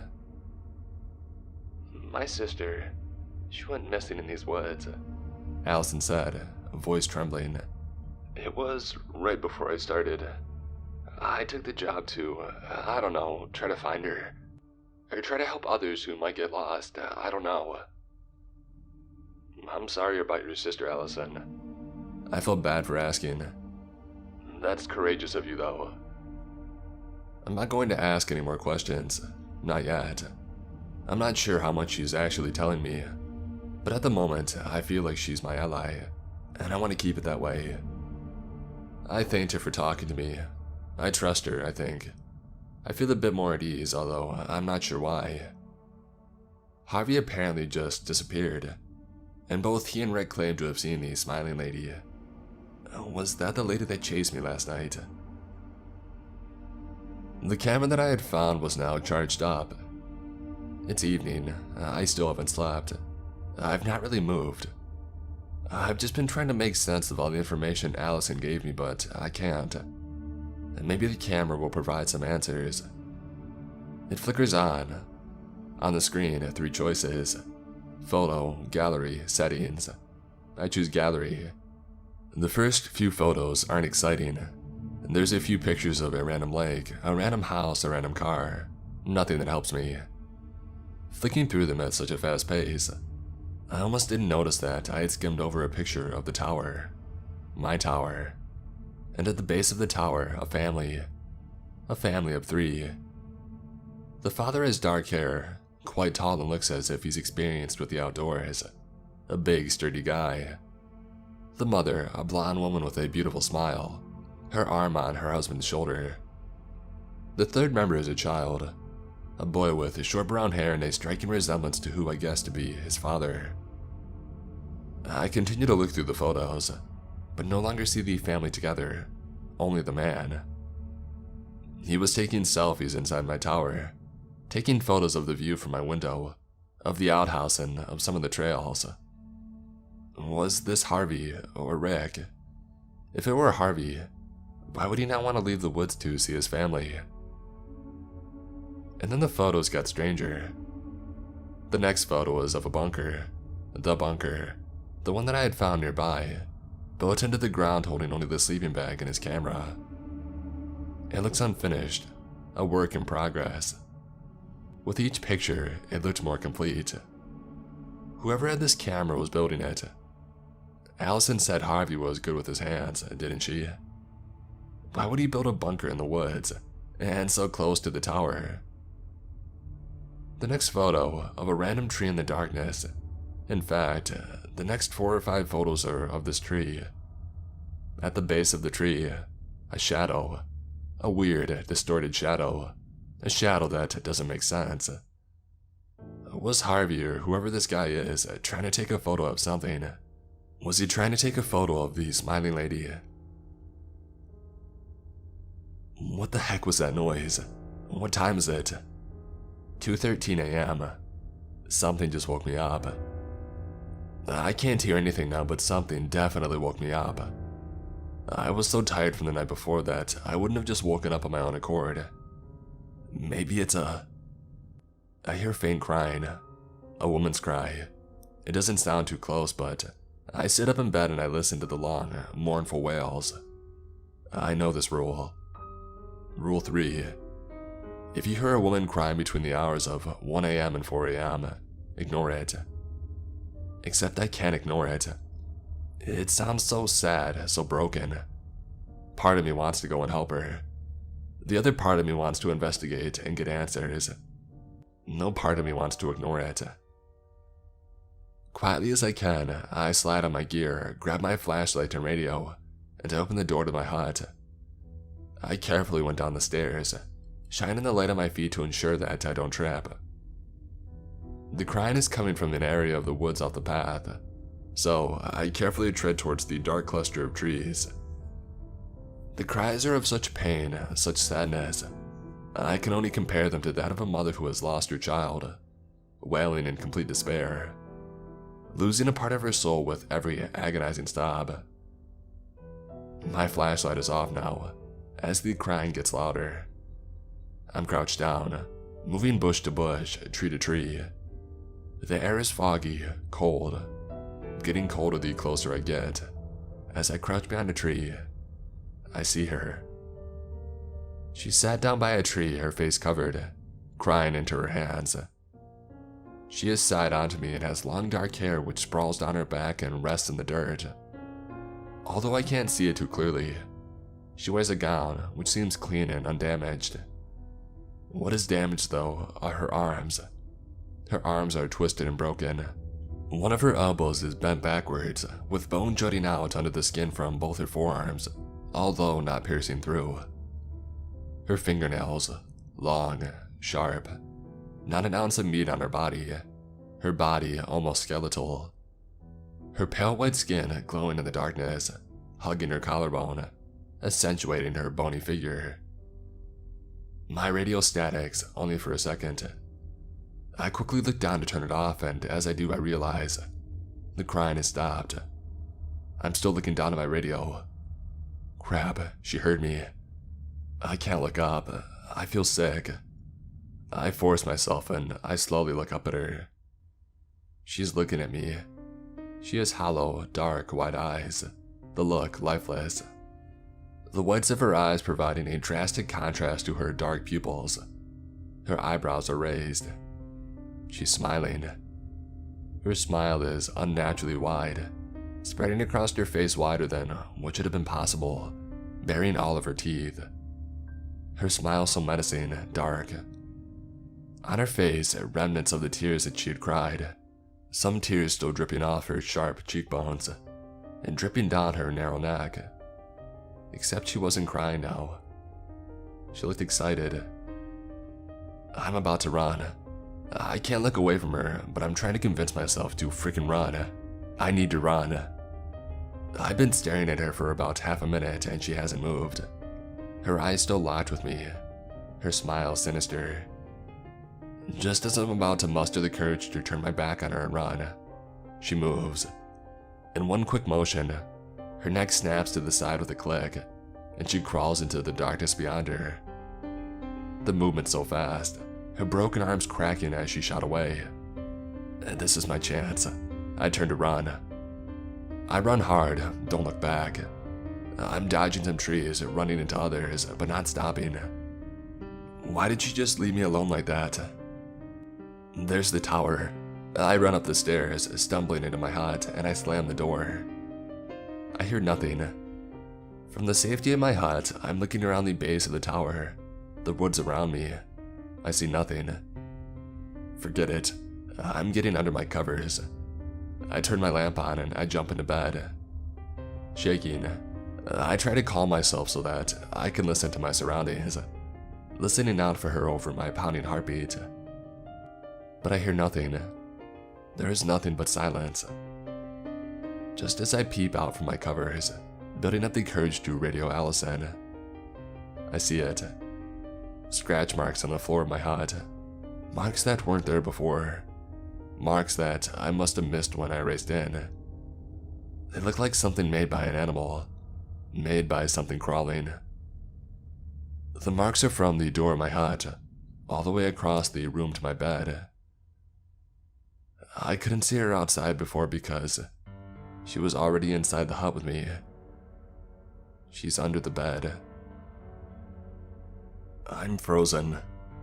I know she's there. I can feel it. She's under my bed. What do I do? I think back to the rules. Was there anything about this? There are 2 rules that could help, but I don't know which one to follow. Rule 6. If you wake up and see the smiling woman staring at you through your window, hide under your covers and hold your breath. She will come into your hut and you will feel her breathing right above you as if she's hovering over you. Do not breathe. This will last only a few seconds. Once you feel her leave, turn on the main light until morning. Or, rule number 9. If at any point you are returning to your tower and you notice someone else inside it, run. Do not stop running until you reach the next tower. Don't look back. She will be chasing you. Do I hide under my covers and wait until she leaves, like in rule number 6? Or do I run, because she's inside my tower, like in rule 9? She was already inside when I entered, so that's rule 9, right? I hear her, not loud, but I hear her. The kind of sound made when someone is trying to move slowly while trying not to break the silence. The slightest shuffle. A second later, the slight cracking noise. Her arms, they're moving. With it, a low, stifled groan. I close my eyes. I need to make up my mind. Do I stay under my covers or run?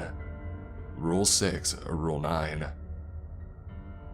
I feel the slightest tug at the bottom of my covers. It wasn't a hard tug, and it only lasted a second.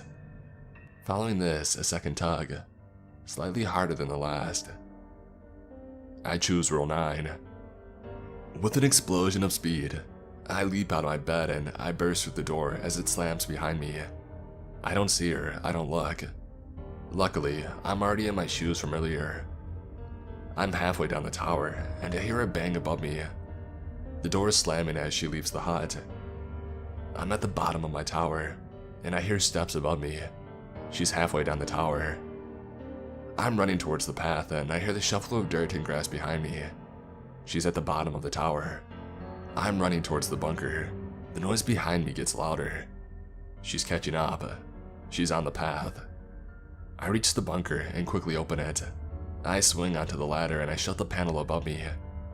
I hear her. She's moving around above me, on the wood and the grass around it.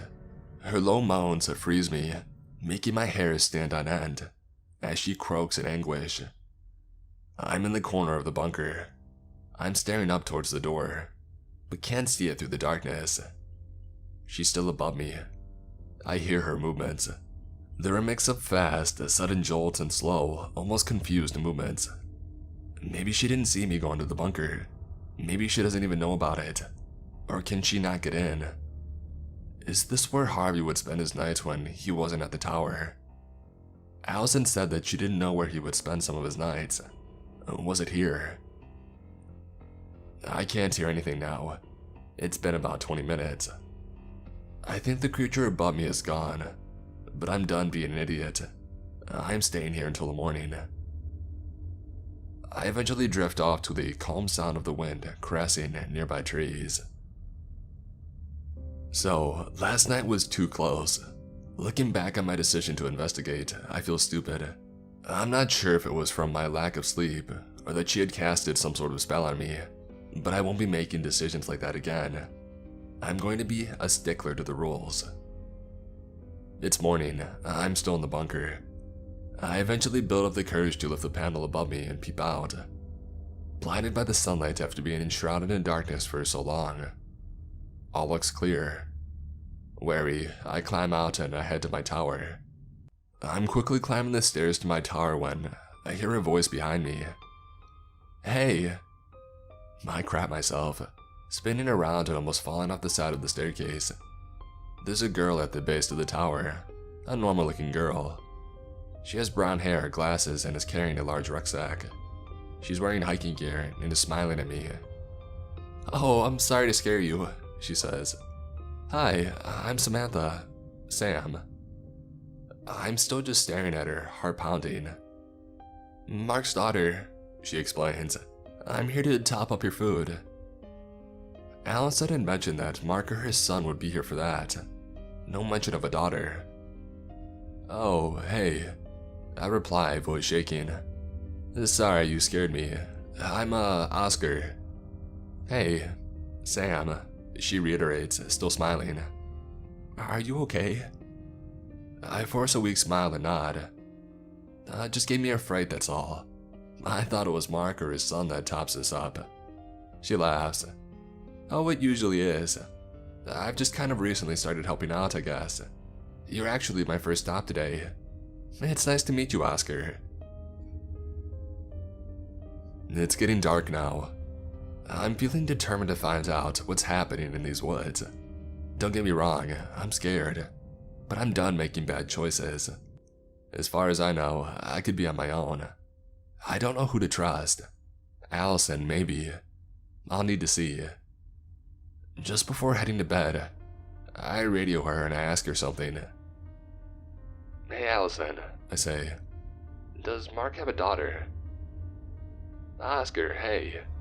Allison replies a minute later. "I was about to radio you goodnight." "I'm not too sure about that. I've only met his son. Why?" "Okay, I was just wondering." "Are you okay, Oscar? Has something else happened?"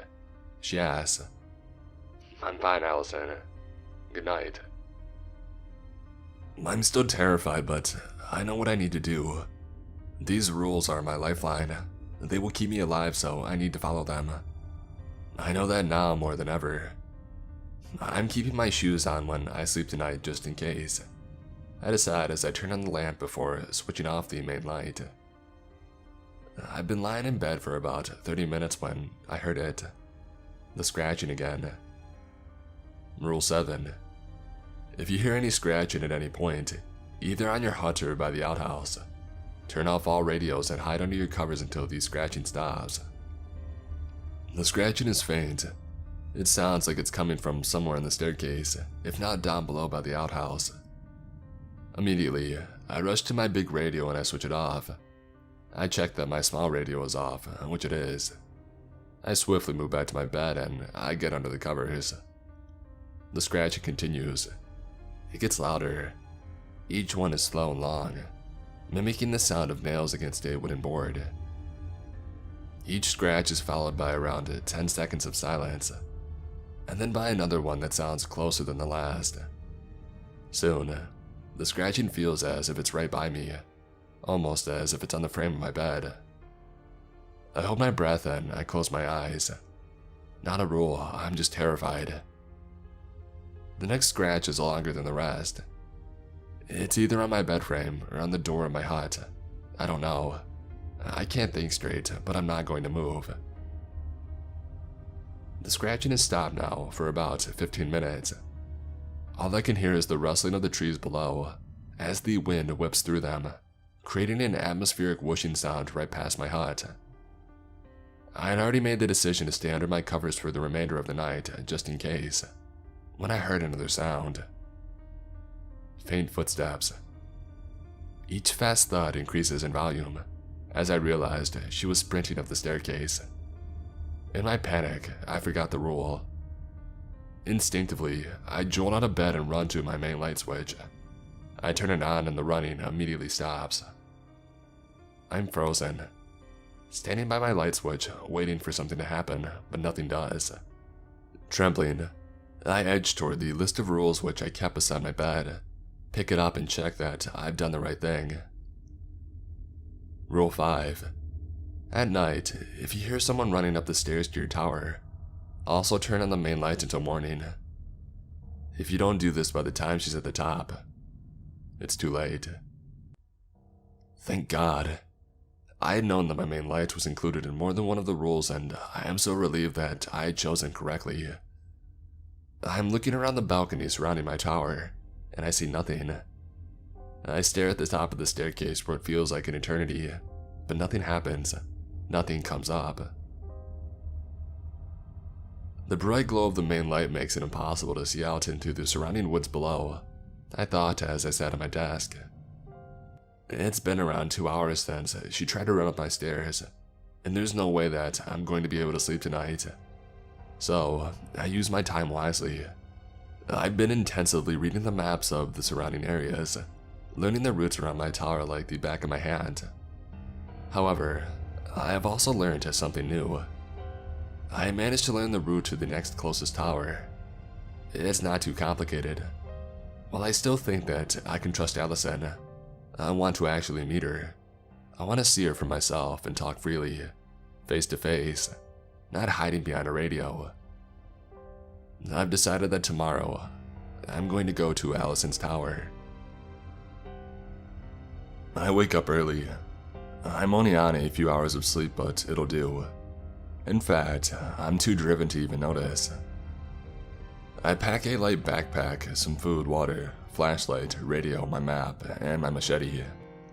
I also bring the camera to see if Allison can confirm if the man in the photos is actually Harvey. The sunlight is peering over the outstretched trees, but I've never really taken in the beauty of the sunrise. I'm usually either asleep or scared out of my mind. But it was beautiful. I decided not to tell Allison that I'm coming. While I do feel a degree of trust, I don't want to warn her of my whereabouts, giving her a chance to change or alter anything, just in case. I lace up my shoes and start the trek to Allison's tower. It should only take about 3 hours. The route was relatively direct, and judging from the map, I wouldn't have too many steep climbs or anything. I noticed a stark difference as I ventured out of my zone and into Allison's. Each lookout has his own, there to maintain the pathways and deal with any issues that may arise within their zone. However, as I made the transition into Allison's, I noticed that her paths were not well maintained. To be honest, they weren't maintained at all. Overgrown trees, bushes, and flora made me thankful I brought my machete as I hacked away and continued along the barely visible paths. It was tiring work, but I wanted to make sure that the pathways were clear enough to run through should I suddenly need. I was just losing my motivation and starting to get hungry when I reached her tower. It had taken about 5 hours due to the work that I'd put in clearing the pathways, but I'm here now. The tower is exactly like mine, the same layout with the hut on top of the 4 stilts, huddled within a small opening in the woods. Her outhouse was on the opposite side, but her food bank was in an identical position to mine, just left of the tower base. However, there is one massive difference that I immediately notice. What the heck? The remains of a massive fire pit like that of a bonfire around 50 feet from her tower. Surrounded by stones, it looks like one that someone had gotten good use out of. Considering our job is to make sure that there are no fires at all in the woods, that's a bit strange, isn't it? I make my way up to the tower. I'm relatively quiet as I do so, partly because I don't want her to think that I'm the smiling lady running up her stairs, but mostly because I'm nervous. Upon reaching the top, I can already see the tower has nobody in it. In fact, it looks like it never has anyone in it. The hut has old nests along the top of it, old spiderwebs along the banisters, and dust literally everywhere. I go to open the door. It's locked. That's weird. My tower doesn't even have a lock. I peer through the glass, squinting to see through the thick layer of dust on the inside of the window. It's dark. Darker than it should be in there. I can make out the main radio on a table, next to a stack of what looks like newspapers and files. The bed, messy, unkempt. There's a bag peeking out from under the bed. I'm guessing it's her rucksack. From what I can see, there are no books, no decks of cards, nothing to keep her occupied during the day. How does she stay sane? I decide to radio her. I haven't trekked all this way not to meet her. I pick up my radio. Allison, come in. Hey. A fast reply. What's up, Oscar? Hey, just wondering, I say as I decide to investigate a bit before letting her know that I'm here. Whereabouts are you? Oh, I'm in my tower. Why? She replies. What the heck? I'm certain that this is the right tower. This is her tower. I'm looking into it and nobody's there. She's lying to me. It's nothing. I lie, trying to mask my trembling voice behind one of confidence. Just some campers on the edge of my zone. I'll deal with them. No reply. Did she buy it? Does she believe me? Reply, Allison. I need to know if you believe me or not. Cool. Nice one, Oscar. Thanks for that. Okay, thank God. She believes me, I think. I decide to head down the tower and hide behind a tree nearby. I wanted to scope this out. Maybe she was just heading back to the tower, so she said that she was there already. It could just be a misunderstanding. So I'm going to scope the situation out and see what happens. It's been over 30 minutes. There's not been any sign of her, not any sign of anything. In fact, this area is completely quiet, completely dead. Where is the rustle of animals, the sound of distant hikers? It is so quiet, too quiet. During the wait, I told myself that if she didn't come back soon, I was going to break into her tower. I have no idea if that's illegal or not. It's technically the property of my employer, right? I'm guessing it is illegal, but I need to investigate, and I need to do it soon, before it gets dark. I hit the door with the butt of my machete just above the doorknob. The loud bang breaks the eerie silence, followed by the creak of the door as it swings open, freezing me for a second as I wait for something to happen. Nothing. I head inside. Dust hits me and I hold myself back from coughing. I need to be quiet and I need to be fast. The inside of the hut is cold, weirdly colder than the temperature outside. I walk over to the stacks of newspapers and files. The headline for the first newspaper I see gives me chills. Sister hikers missing. I skim the article. It's these woods. 2 sisters missing. Was this Allison's sister? She only told me that she had 1 sister missing. Was she the other one? This doesn't make sense. I flick through the rest of the newspapers, mostly just reiterating that 2 sisters were still missing. Until 1 sister found after being missing for 3 weeks. The article stated that one of these sisters had been found alive and well, but the other one was still missing. It says that they were separated after getting lost in the woods. Allison hadn't mentioned that she had also gotten lost, if this was about her. Did she consider that too personal, or did she lie? I turned my attention to the files. Inside, one piece of paper.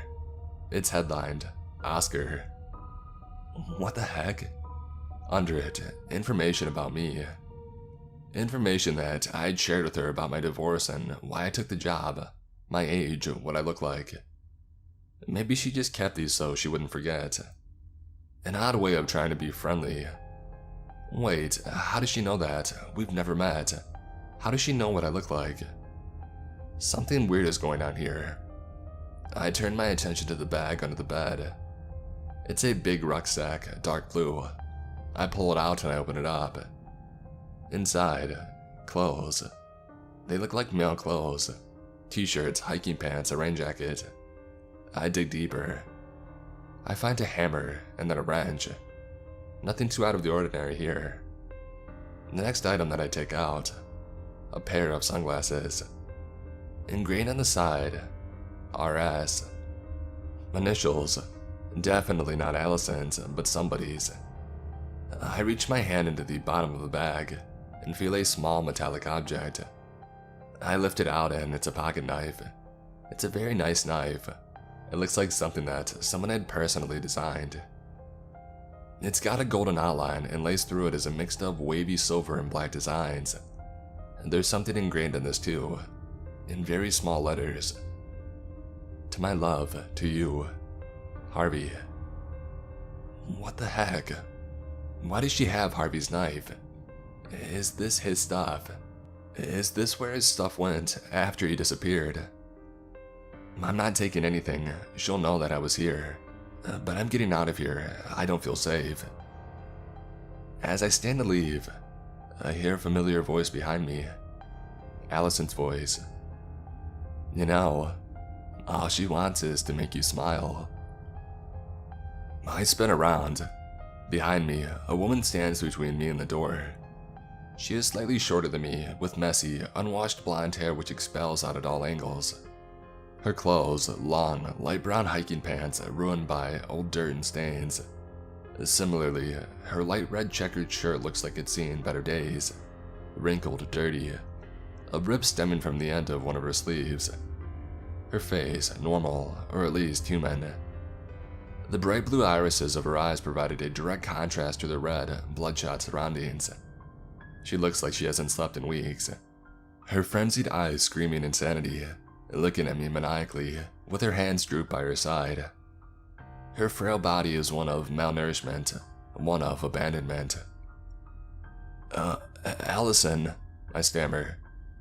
What do you mean she wants to make me smile? She just wants you to smile, Allison replied, still staring at me with a crazed look in her eyes. Right, Allison, what is going on? I try to act confident. Are you okay? Allison moves towards the bed. I circle around the hut as she does so. I'm now by the door, a good start. She sits down on the bed and looks down at the dusty floor. I see a tear run down her face. This is a broken woman. We went missing, Allison gulped. Both of us. And I got saved and she didn't. I couldn't tell them what I did, but it was bad. And now she's... She trailed off. What did you do, Allison? I'm ready to reach for my machete at any moment. We got lost, and we were lost for so long. She kept telling me, it's going to be okay, Allison. They'll find us, Allison. But they didn't. For so long, and I got so hungry. She was always so positive, always smiling. But food, we couldn't catch anything, nothing worked. We tried, Oscar. I promise we tried. Allison said, her voice straining. Okay, Allison. I know you tried. What happened? She looked up. I jumped, but she only continued to speak. She was looking at me, smiling when I pushed her. I pushed her far, off the side. It was a moment of weakness, a moment of hunger. She fell so far. Her arms, they cracked. She wasn't moving. I was so hungry. She looked back to the ground. She died how she lived. Smiling. My stomach churned. She killed her own sister. I've heard hunger makes you do crazy things. I've heard it makes you do anything for food. But after I pushed her, I couldn't do it. She looked up at me once more, tears welling in her otherwise frantic eyes. And the next day, they found me. My stomach dropped. They found her only a day after that. While I was scared of her, I felt a sense of sympathy for Allison. I couldn't live with that. A moment of madness defining my life forever. And for what? For literally nothing. And then she found me. Allison whispered as she looked back to the ground, another tear rolling down her cheek. Who found you? I asked, hoping it wasn't who I think she would say. My blood frozen. My sister, still smiling, still hungry, Allison murmured. She's taking revenge on me, and she's taking revenge on you. Allison stood up and looked back at me. On all of you. I took a small step back, backing out of the hut, not taking my eyes off of Allison. What have I done? I ask. She blames you all. You couldn't find her. It's your job, our job, to find her. Instead, she found me. And I won't lose her again. Allison starts walking slowly towards me.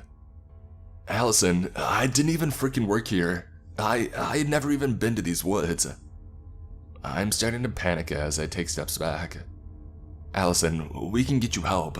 We can get you out. She gets hungrier every time.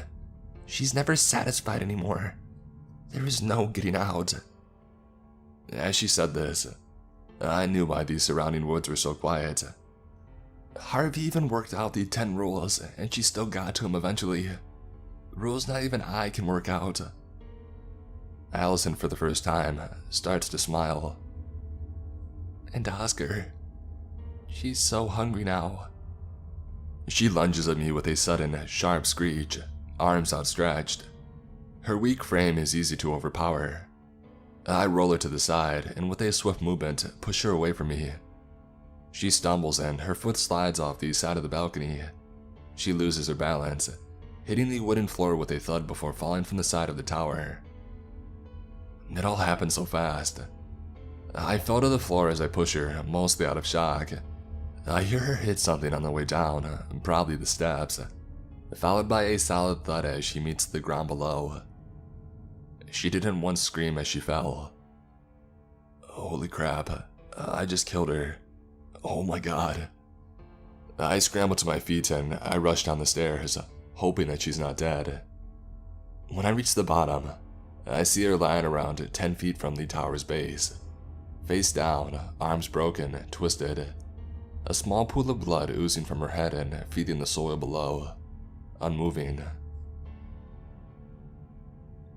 I'm running back to my tower, stopping briefly only when the exhaustion takes over. I should be able to get there before it's dark. Forget this, I'm getting out of these woods. Allison's insane, she attacked me, it was self-defense. She was freaking insane. Something she said is really sticking with me. Harvey worked out the 10 rules. On the sheet that I now know was written by Harvey, there were only 9. What is the 10th rule? This at least explains how Harvey survived for so long, a year. The poor man before him, Rick, who I now suspect owned these sunglasses in Allison's hut, only survived a week. But Harvey had 9 rules. 9 ways the smiling lady can get you, and how to avoid her. I'm not sticking around to find out what the 10th is. I'm getting out of these woods. I'm still running back. I can feel someone watching me. I see my tower. It's almost dark. I don't know how the heck I'm going to get to my car, and I don't want to be walking these woods at night. So I've decided I'm going to sleep at the bunker. I figured that's where Harvey spent his nights when he wasn't at the tower. I figured that's key to how he survived for so long, and it's even saved me in the past. I'm going to run up to my tower, grab my main rucksack, and go to the bunker. I'm on the verge of passing out from dehydration, so I'm in need of some water, which is also up on my tower. I'll grab my things and go, in and out. I'm in my tower. I frantically gather my things. I turn to leave. I hear something. It's faint, easy to miss, but it's there. I hold my breath and stop moving, listening for what the sound is. Long, slow, quiet sounds. I hear scratching. Rule 7.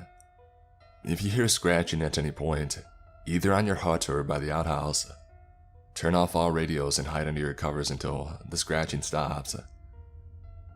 You're freaking kidding me. She knows. She knows I'm trying to leave. I'm frozen in place, hoping the scratching will stop, knowing that if it doesn't, I'll have to follow the rules. I turn to my radio. Over it, in the woods directly below, I see a pale white face looking up at me. The same stringy, dark hair dangling from her head. The same wide, sinister smile plastered across her face. Her white skin illuminated by the surrounding darkness. I see none of her body, just her face emerging from the black of night. She's looking up at me. her excited eyes locked with mine. She knows I'm trying to escape. I have to spend one last night here, and I feel like she's going to do everything she can to get me.